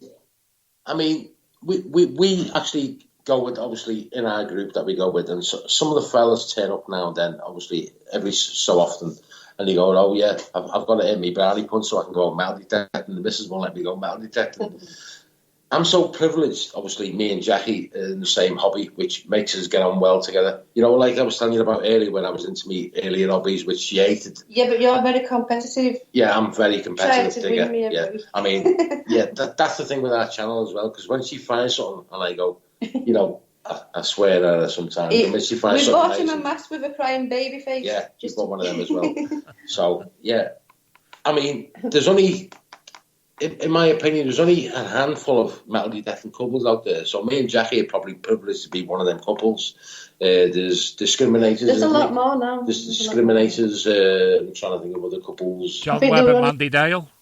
Yeah, well, I've got that. To start off with, they were just us 4. We used to go metal detecting with them. Mandy. Back in the day, John Webb. We've got videos to prove it on YouTube and stuff, yeah. John's actually in the chat room and he said hello. Oh, hello, John. I've not got my lucky hat on. We actually met him at Detectable. We hadn't spoken to him for a couple of years, and we had a good laugh and a good chin up with him. When he was actually able to stand, is that point? Yeah, he was smashed, wasn't he? We were there. I sent him to bed, do you know? I haven't made that video yet, but yeah. He was actually kissing me on that weekend outside the LP tent. John. I did send him to bed. John and Jackie, I love you. Yeah, he was kissing me. Yeah, so, I mean, metal detecting couples, there's not many out there. I mean... There's more now than there were. Yeah, there's quite a few. Scott and Kimmy DeBay. Yeah, Scott I've actually written it down, but I haven't read it. Scott and Kimmy, yeah. And... metal detecting couples, there's quite a few. Chris and Bernie. Yeah, discriminators. Kirsty and Kieran from Find a Field. And there's the... Yeah. There's the 2 we met at Detectable, Treasure Bandits or something. Oh, yeah, Treasure Bandits. We met them as well. The weird thing was, Detectable, right, we were camped by this fella and his dad on the weekend, weren't we? And we didn't know them from Adam. This is what I love about metal detecting. So, obviously, you camp by them, you're talking to them that, you know, we were just mingling about. And we become friends with them. And he was telling me, like, you know, his missus is pregnant and all that, due to have a baby and that. Yeah. So he sends us a message on Facebook and that. We swap phone numbers and that. And he sends us a picture of the baby and stuff, hasn't he? He's friends with us and, you know, he's commenting that. He's like our best friend. It's just our, you know, Detectable. I mean, events like that bring people together, which is amazing. I mean, you know, I didn't know this fella from Adam. We got talking. We spent the weekend together having bits and bobs and... Yeah, best friends. So that's why I like these events. Aaron Weedle said, don't forget Rob Random and Steve Pettican. Well, actually, I've got their names down as a shout-out, but yeah. No, Stephen Pettican and Jeff Mellard. Oh, Steve Pettican's Welsh cakes, by the way, they're the best. Yeah. I'm waiting to have them Welsh cakes when I was brought on a delicacy by my mum making them, so they're on my list. Stephen Pettican's missus makes them and they're absolutely gorgeous, aren't they? Do you know what? we like them that much over the Christmas period. We actually bought some, look. But we've not eaten them This yet. is for you, Steve Pettican, look. Do you know, my mum had the Welsh cake griddle, plus the recipe, but when she passed away, my brother, he had the griddle, so I've got to get one myself and try and recreate my mum's. At Detectable, make sure you see Stephen Pettican, because he brings a massive tub full. Yeah. Pettican, you're on my list. Yeah. So, yeah, I mean, this hobby for me, basically, in a nutshell, obviously I'm privileged to be with Jackie. You know, we have our banter between us. There is a lot of bad people. Yeah, but the good people outweigh. There's a lot of people out there who are jealous when they see people's videos on YouTube or whatever they share on social media. And obviously they show a gold stator or whatever it is, and you know, people are saying, "Oh, you planted that." Instead of being happy for you. You know, I mean, to me, you know, than going out with just me and Jackie, I'd rather go out which we do every week. We go out with a great bunch of people, obviously Steve, Harry, and a lot of people. I mean, when you find something amazing, like you find a hammer coin, or I find a hammer coin, or a bit of silver, I mean, the buzz I get is just showing it around people, or, vice versa, when they see something and they go, oh, let's have a look at that. And it's just amazing. I mean, you make so many friends over this hobby. I mean, we've made loads of friends all over the world in this hobby, which makes it priceless for me, to be honest with you. We've had some amazing things. I mean, one of the funniest things I did on a weekender, I got drunk on a weekender one night, and I got dressed up as Elvis, didn't I? Remember it? It's on my videos. Oh, the very first weekend, right? Yeah. My dad was there. Yeah. And it comes out of the darkness, someone's filming it on the camera, and there's just like a little bit of light, and it comes out with Elvis, with the metal detector in my hand, didn't I? The H250. And I start singing. And the band in the tent, in the marquee, started playing Elvis songs. Yeah. So we said, John, go run up in the tent. Oh, we've had some amazing times, but that's what it's about. Obviously, like Alan and a couple of other people have experienced the first weekenders this year, but I mean, these social events, mate, are amazing, especially stuff like this. It's priceless. That's what does it for me with metal detecting. It just keeps me going. And so are you both at Spring Detectable this year? We're not sure because yeah, I'm not working at the minute, so yeah, it depends on. We're saving up for it, but hopefully we can go. Yeah. Unless we just go camping. Yeah, I mean, we do want to go because Chicago Run's going this year. Oh yeah. And we've Skyped with Chicago Run for about 10 years now, haven't we? Yeah. And I'd like to meet. We've known Chicago Run for a while. He has his own digs and blah blah in the UK. But he's going. He is obviously. He announced it the other day on his Facebook, or I think it was YouTube, that he's actually, because obviously he's seen all the videos. There's millions of it, isn't he? Detectable all over the things. Oh, can I just say as well? Scotty B's got a big weekend of this year. He certainly has. Yes. I've actually, Scotty's asked me, can I speak a little bit more about it in depth, let people know, explain what it is. But I said, Scotty, we'll get you on the show and you can do it yourself. But basically, that's in July and it's called Detecticon. And it's run by North of Tyne Metal Detecting Group on Facebook. Yes. And if you want any more information on Detecticon, which is in Northumberland, so it's some great prime land by all accounts. Scotty's very, very excited about it, and obviously it adds to another fantastic year of events that's planned this year. It's more of a choice for people, isn't it? We're open to go to that one. It's an open market, isn't it, really? Yeah. Yeah. Well, we've also been asked by Scotty. Obviously, we produce the physical version of the magazine, the paper version, and Scotty's asked us, would we please publish one in time for then? So one of this year's magazines that we're actually putting out of the Archaeology Metal Detecting magazine will be an official one for Detecticon. So we're greatly looking forward to that event. And hopefully Luke will be able to make the big drive up from wherever he lives down south, Eastbourne way. I can never remember the county. Essex, is he Essex? Oh, Andrew Jones is talking about his Mrs. Scones. We've had some of our Mrs. Scones as well as the Welsh cakes. We have Andrew Jones and Mrs. Carroll. She always bakes us scones. Yeah. I need to come out more. I've been in the heartlands in the centre of the UK for the past year metal detecting. I need to come back north, come back home. Yeah, definitely. I'm only in Congleton, but it's I've ended up in Wolverhampton and surrounding areas a lot in the past year. So yeah, I need to come back north. Well, even when we're in Wales, we're not too far from you. No, I mean, give us a shout, mate. I mean, we'll enjoy your company. It'd be great to, you can gladly come out with us, mate. You've met the cheese man. Yeah, I have indeed. Yeah, he won all the prizes on the raffle. Yeah, he actually won the metal detector, the Rooters Alter.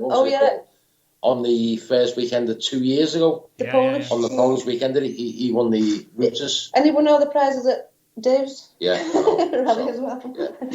Well, have you noticed if him winning them and Digger Dawn's there, Digger Dawn always wins the alcohol. Well, used to be alcohol. She started making other things now, but every dig I put on, she won the alcohol. Yes, she had. Even the Buckfast. She won the chocolate vodka. That's right, yes. The raspberry vodka. She had everything. Our mate on Detectable, didn't he? What's his name? Bloody hell. From Australia. What? Oh, the one who won the axe. Yeah. Yeah. Oh, John Yeah, Smith. Jonathan Smith, sorry. Blackadder's. Yeah, he messaged me while I was there. He goes, awesome axe. He won everything. I entered it, and obviously I think it was a 5 and a head. And he messaged me and goes, "Oh, I've won the axe." And I went, "You little person, you." And obviously on the big raffle as well. He won the give CTX. amazing. Wow. Obviously, it's a good charity. You know, they raise on these big events. Detectable. He won a CTX 3030 as well, didn't he? Yeah, couldn't believe it. I actually put together a post on the Archaeology and Metal Detecting magazine on Sunday, which was, I know we'd done the review a couple of weeks ago with Scotty B and Chris Rogers, Addicted to Bleeps, but I also put it into a readable version as well. And right. Obviously, because I put all the best finds of the year. But then I thought, it's not just that, it's everything else. And one of the things I did put on was Detectable 2019. And they ended up raising a massive 33,000, I think it was, which was between 3 organisations. Sorry, no, it was more. Sorry, I'm thinking totally wrong. It was 33,000, a massive amount. No, sorry, no, it wasn't. They raised 9,000 for the Let's Get Ellis Active. The little boy who was there, lovely young lad, and obviously that's helped them immensely. But also the Rodney Cook Memorial, they raised 33,000 for charity last year, and that was the thing. So, you know, there's so many good things that have gone on and will continue to go on in the metal detecting community. Well, on our digs every Sunday, Steve, he gives half the money to the farmer, and then the other half, it'll go to a non-profitable charity in the local area. Yeah. But we usually get a letter back from them saying thank you. Obviously, like from the Farmer's Choice or whatever it is.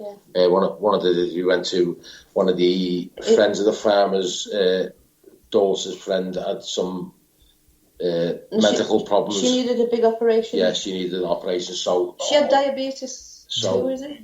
So a lot of the money went straight to her, and even the farmer, the farmer's wife, shall I say, was making bacon and sausage sandwiches, which everyone bought, and all that. Man, you know, it's an amazing do, isn't it? You know, it's priceless. Can I just say about metal detecting? I mean, when I first started metal detecting, when I was saying, as Jackie said, Jackie started trying to get me into it.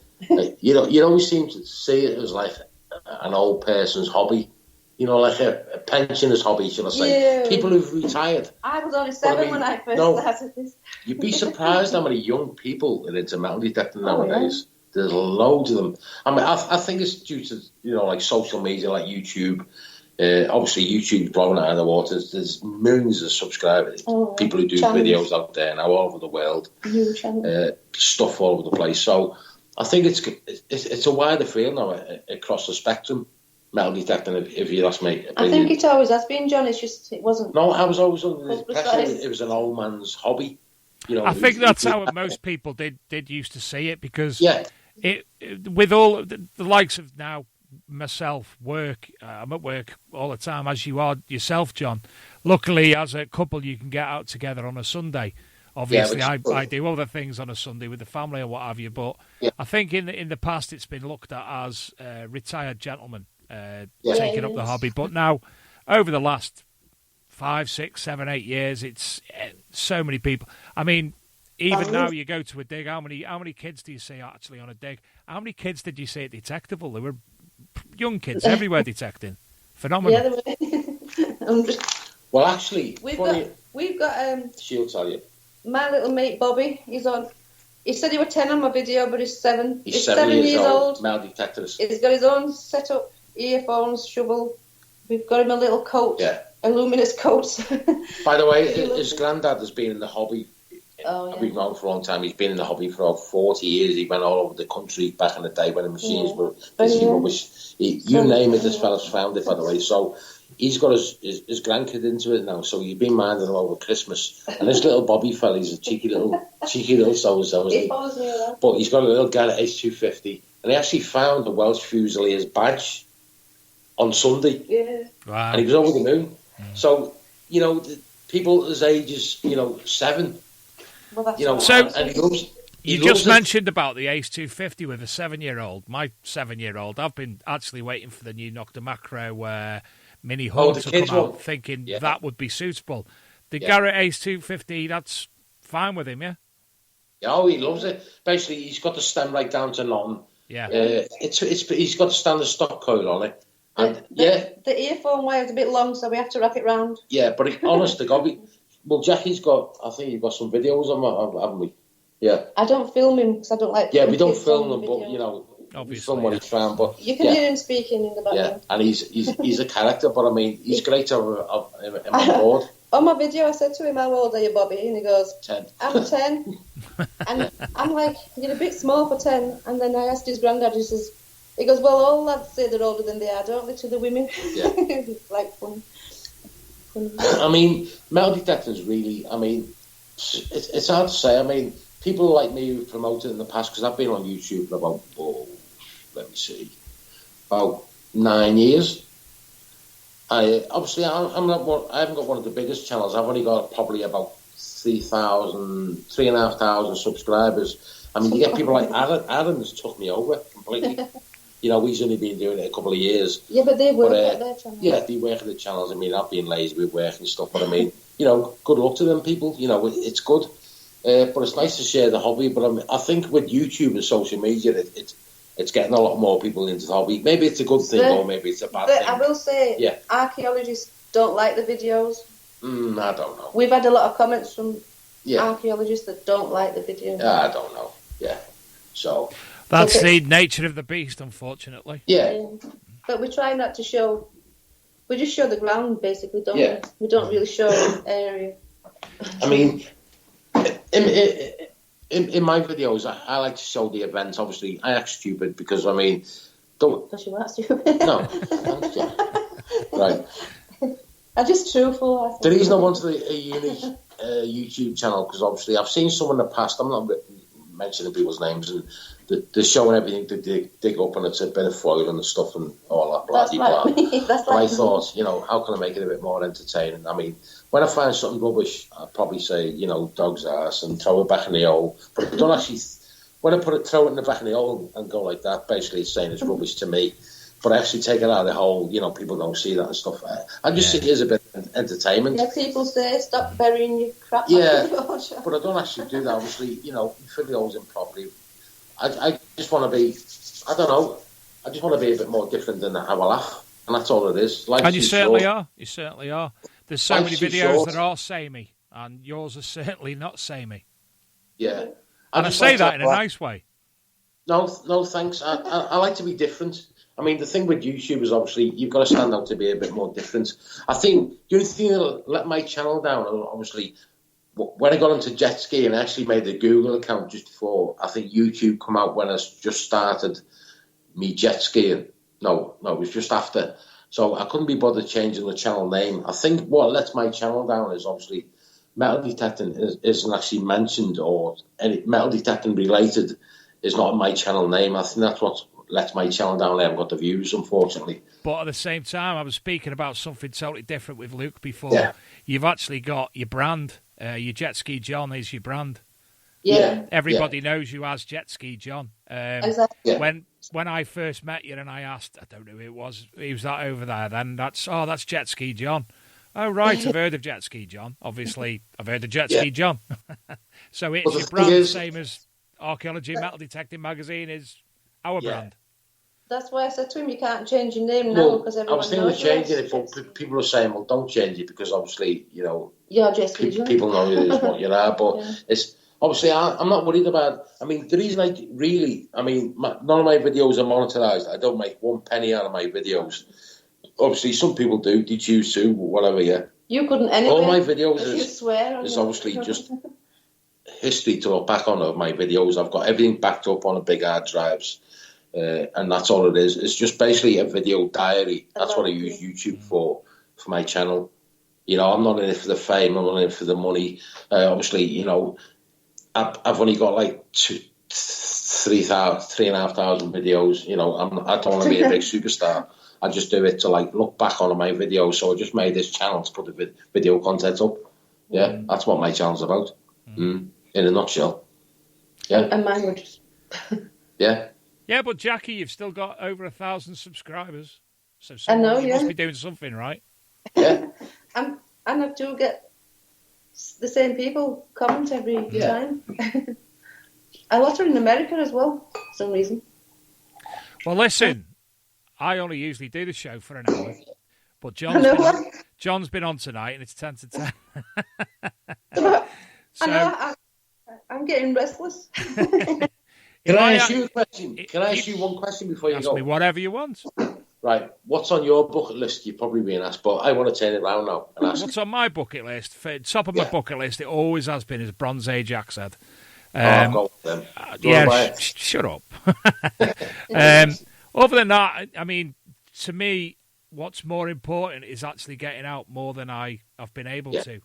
Because the more I get out, the more I'm going to find. And I'm going to learn more about metal detecting. It's all right to sit here and speak to people, but most of the people I speak to are far more experienced and far more knowledge than I have. I'm just a conduit between yourselves and people who want to listen. So, but top of the list, if I find a Bronze Age axe head, I could probably say I retire now because it's been on me. I won't, because there'll be other things that pop up thereafter, but that's the top of my list. But it's something to keep on carrying on a hobby for, isn't it? Yeah, I mean, you've got to keep on going and He going. wants to wrap it up, John. You've been on 2 hours. Oh, sorry. 2 hours. Well, I'll end the show then. I will ask you both to any more shout-outs or any more last things that you want to say. I just want to thank everybody who we've come across, we've met. Over the years. I said we've been doing quite a couple of years. I mean, for us... people who took us out on their... As I say, like John Webb, Amanda, I've got Tommy... You've already shouted all them. Daniel, obviously, people who aren't... He's going around again. But to people we've been detecting with in the past, obviously, you know, it's been amazing and epic, and obviously in 2020 it's going to continue. Hopefully we'll be some more detectables. I'm going to carry on, hopefully, getting me backside together, making more videos. Obviously, Jackie makes her videos recently, more often than I do. But we want to meet more people, share the love with the hobby. Obviously, we want to see their finds, and obviously, if we find something, we want to show them our finds, and that's what it's all about. But the most important to me is friendship across this social media. We've met some amazing people over the years, so may it continue in 2020. Yes. I'm going to let the cats out now, John. I certainly hope it does from ourselves as well. So, thanks for having us. You're more than welcome. YouTube, it's Jackie Smith Metal Detecting and Jet Ski John 2006. So if you look for them on YouTube, obviously they'll pop up. If Jet Ski John, just put that and you'll find him, no doubt. And obviously you'll see them on Facebook in Metal Detecting Britain and Beyond, Andy Jones's group and other groups. Give them a shout. I'm sure you'll be glad to chat with anybody anytime. Thanks for having us. Especially me anyway, because I don't shut up. So next week, currently, we have Mr. Lance Goolsby from Global Detecting Adventures on. I'm just waiting for Lance to confirm. Following week, we have Stephen Gray. If work allows, he will be coming on in the near future, but if work allows, he'll be on as well. It's on the 26th. The first one in March is Mr. Stephen Pettican making his debut on the show. Looking forward to speaking to Steve immensely. He's been a massive advocate of the show. He's always in the chat room. He's always listened. So can't wait to learn a lot more about himself. We have multiple other guests lined up as well, which we're looking forward to greatly. Don't forget to go onto the Archaeology and Metal Detecting magazine website and Facebook groups, the Big Metal Detecting Radio Show. I keep saying podcast, but we've renamed it as well. Thank you to Luke Higgins tonight again for doing the video cast. I get a bit caught up watching the videos, watching you speak, John and Jackie. I'm watching you tonight, and I'm forgetting there's other things I need to be doing, like looking at the questions and what have you. So, but yeah, thoroughly enjoying the video. And I have the list of people who I always thank as well.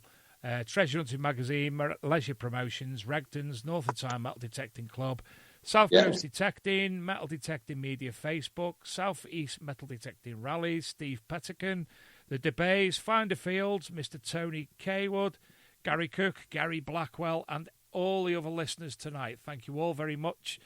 John and Jackie, it's been an absolute pleasure. Was that one of my elusive patches then?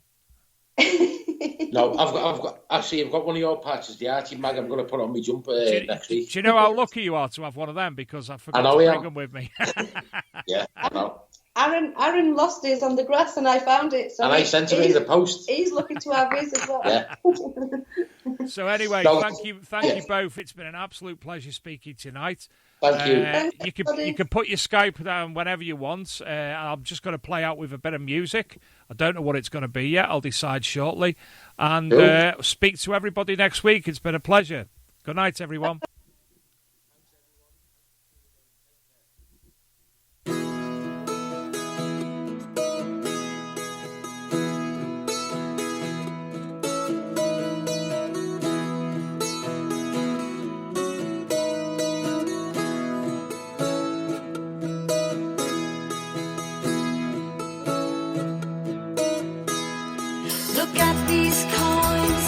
Are so old, such fine detail to behold. They were dropped so long ago. By whom they were lost, we will never know. My gold state of the Dubonnet tribe, the thrill of finding it I can't describe. 2,000 years lost in the ground, such a precious thing that I have found.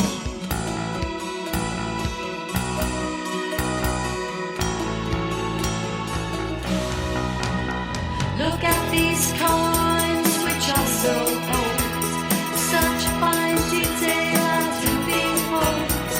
They were dropped so long ago. By whom they were lost, we will never know. This Roman coin found on a farm, a festina denarii, has so much charm. It was in Pershore in Worcestershire, there in a field in the mud and mire.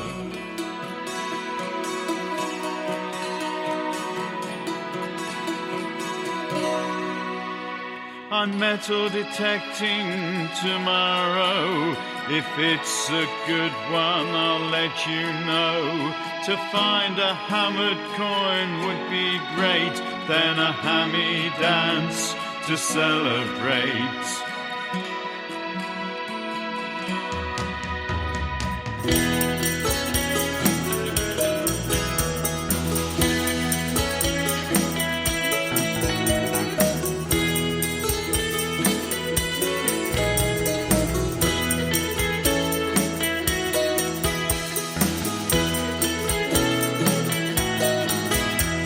Another coin I can show to you is dated 1682. It's the best one I've found so far this year.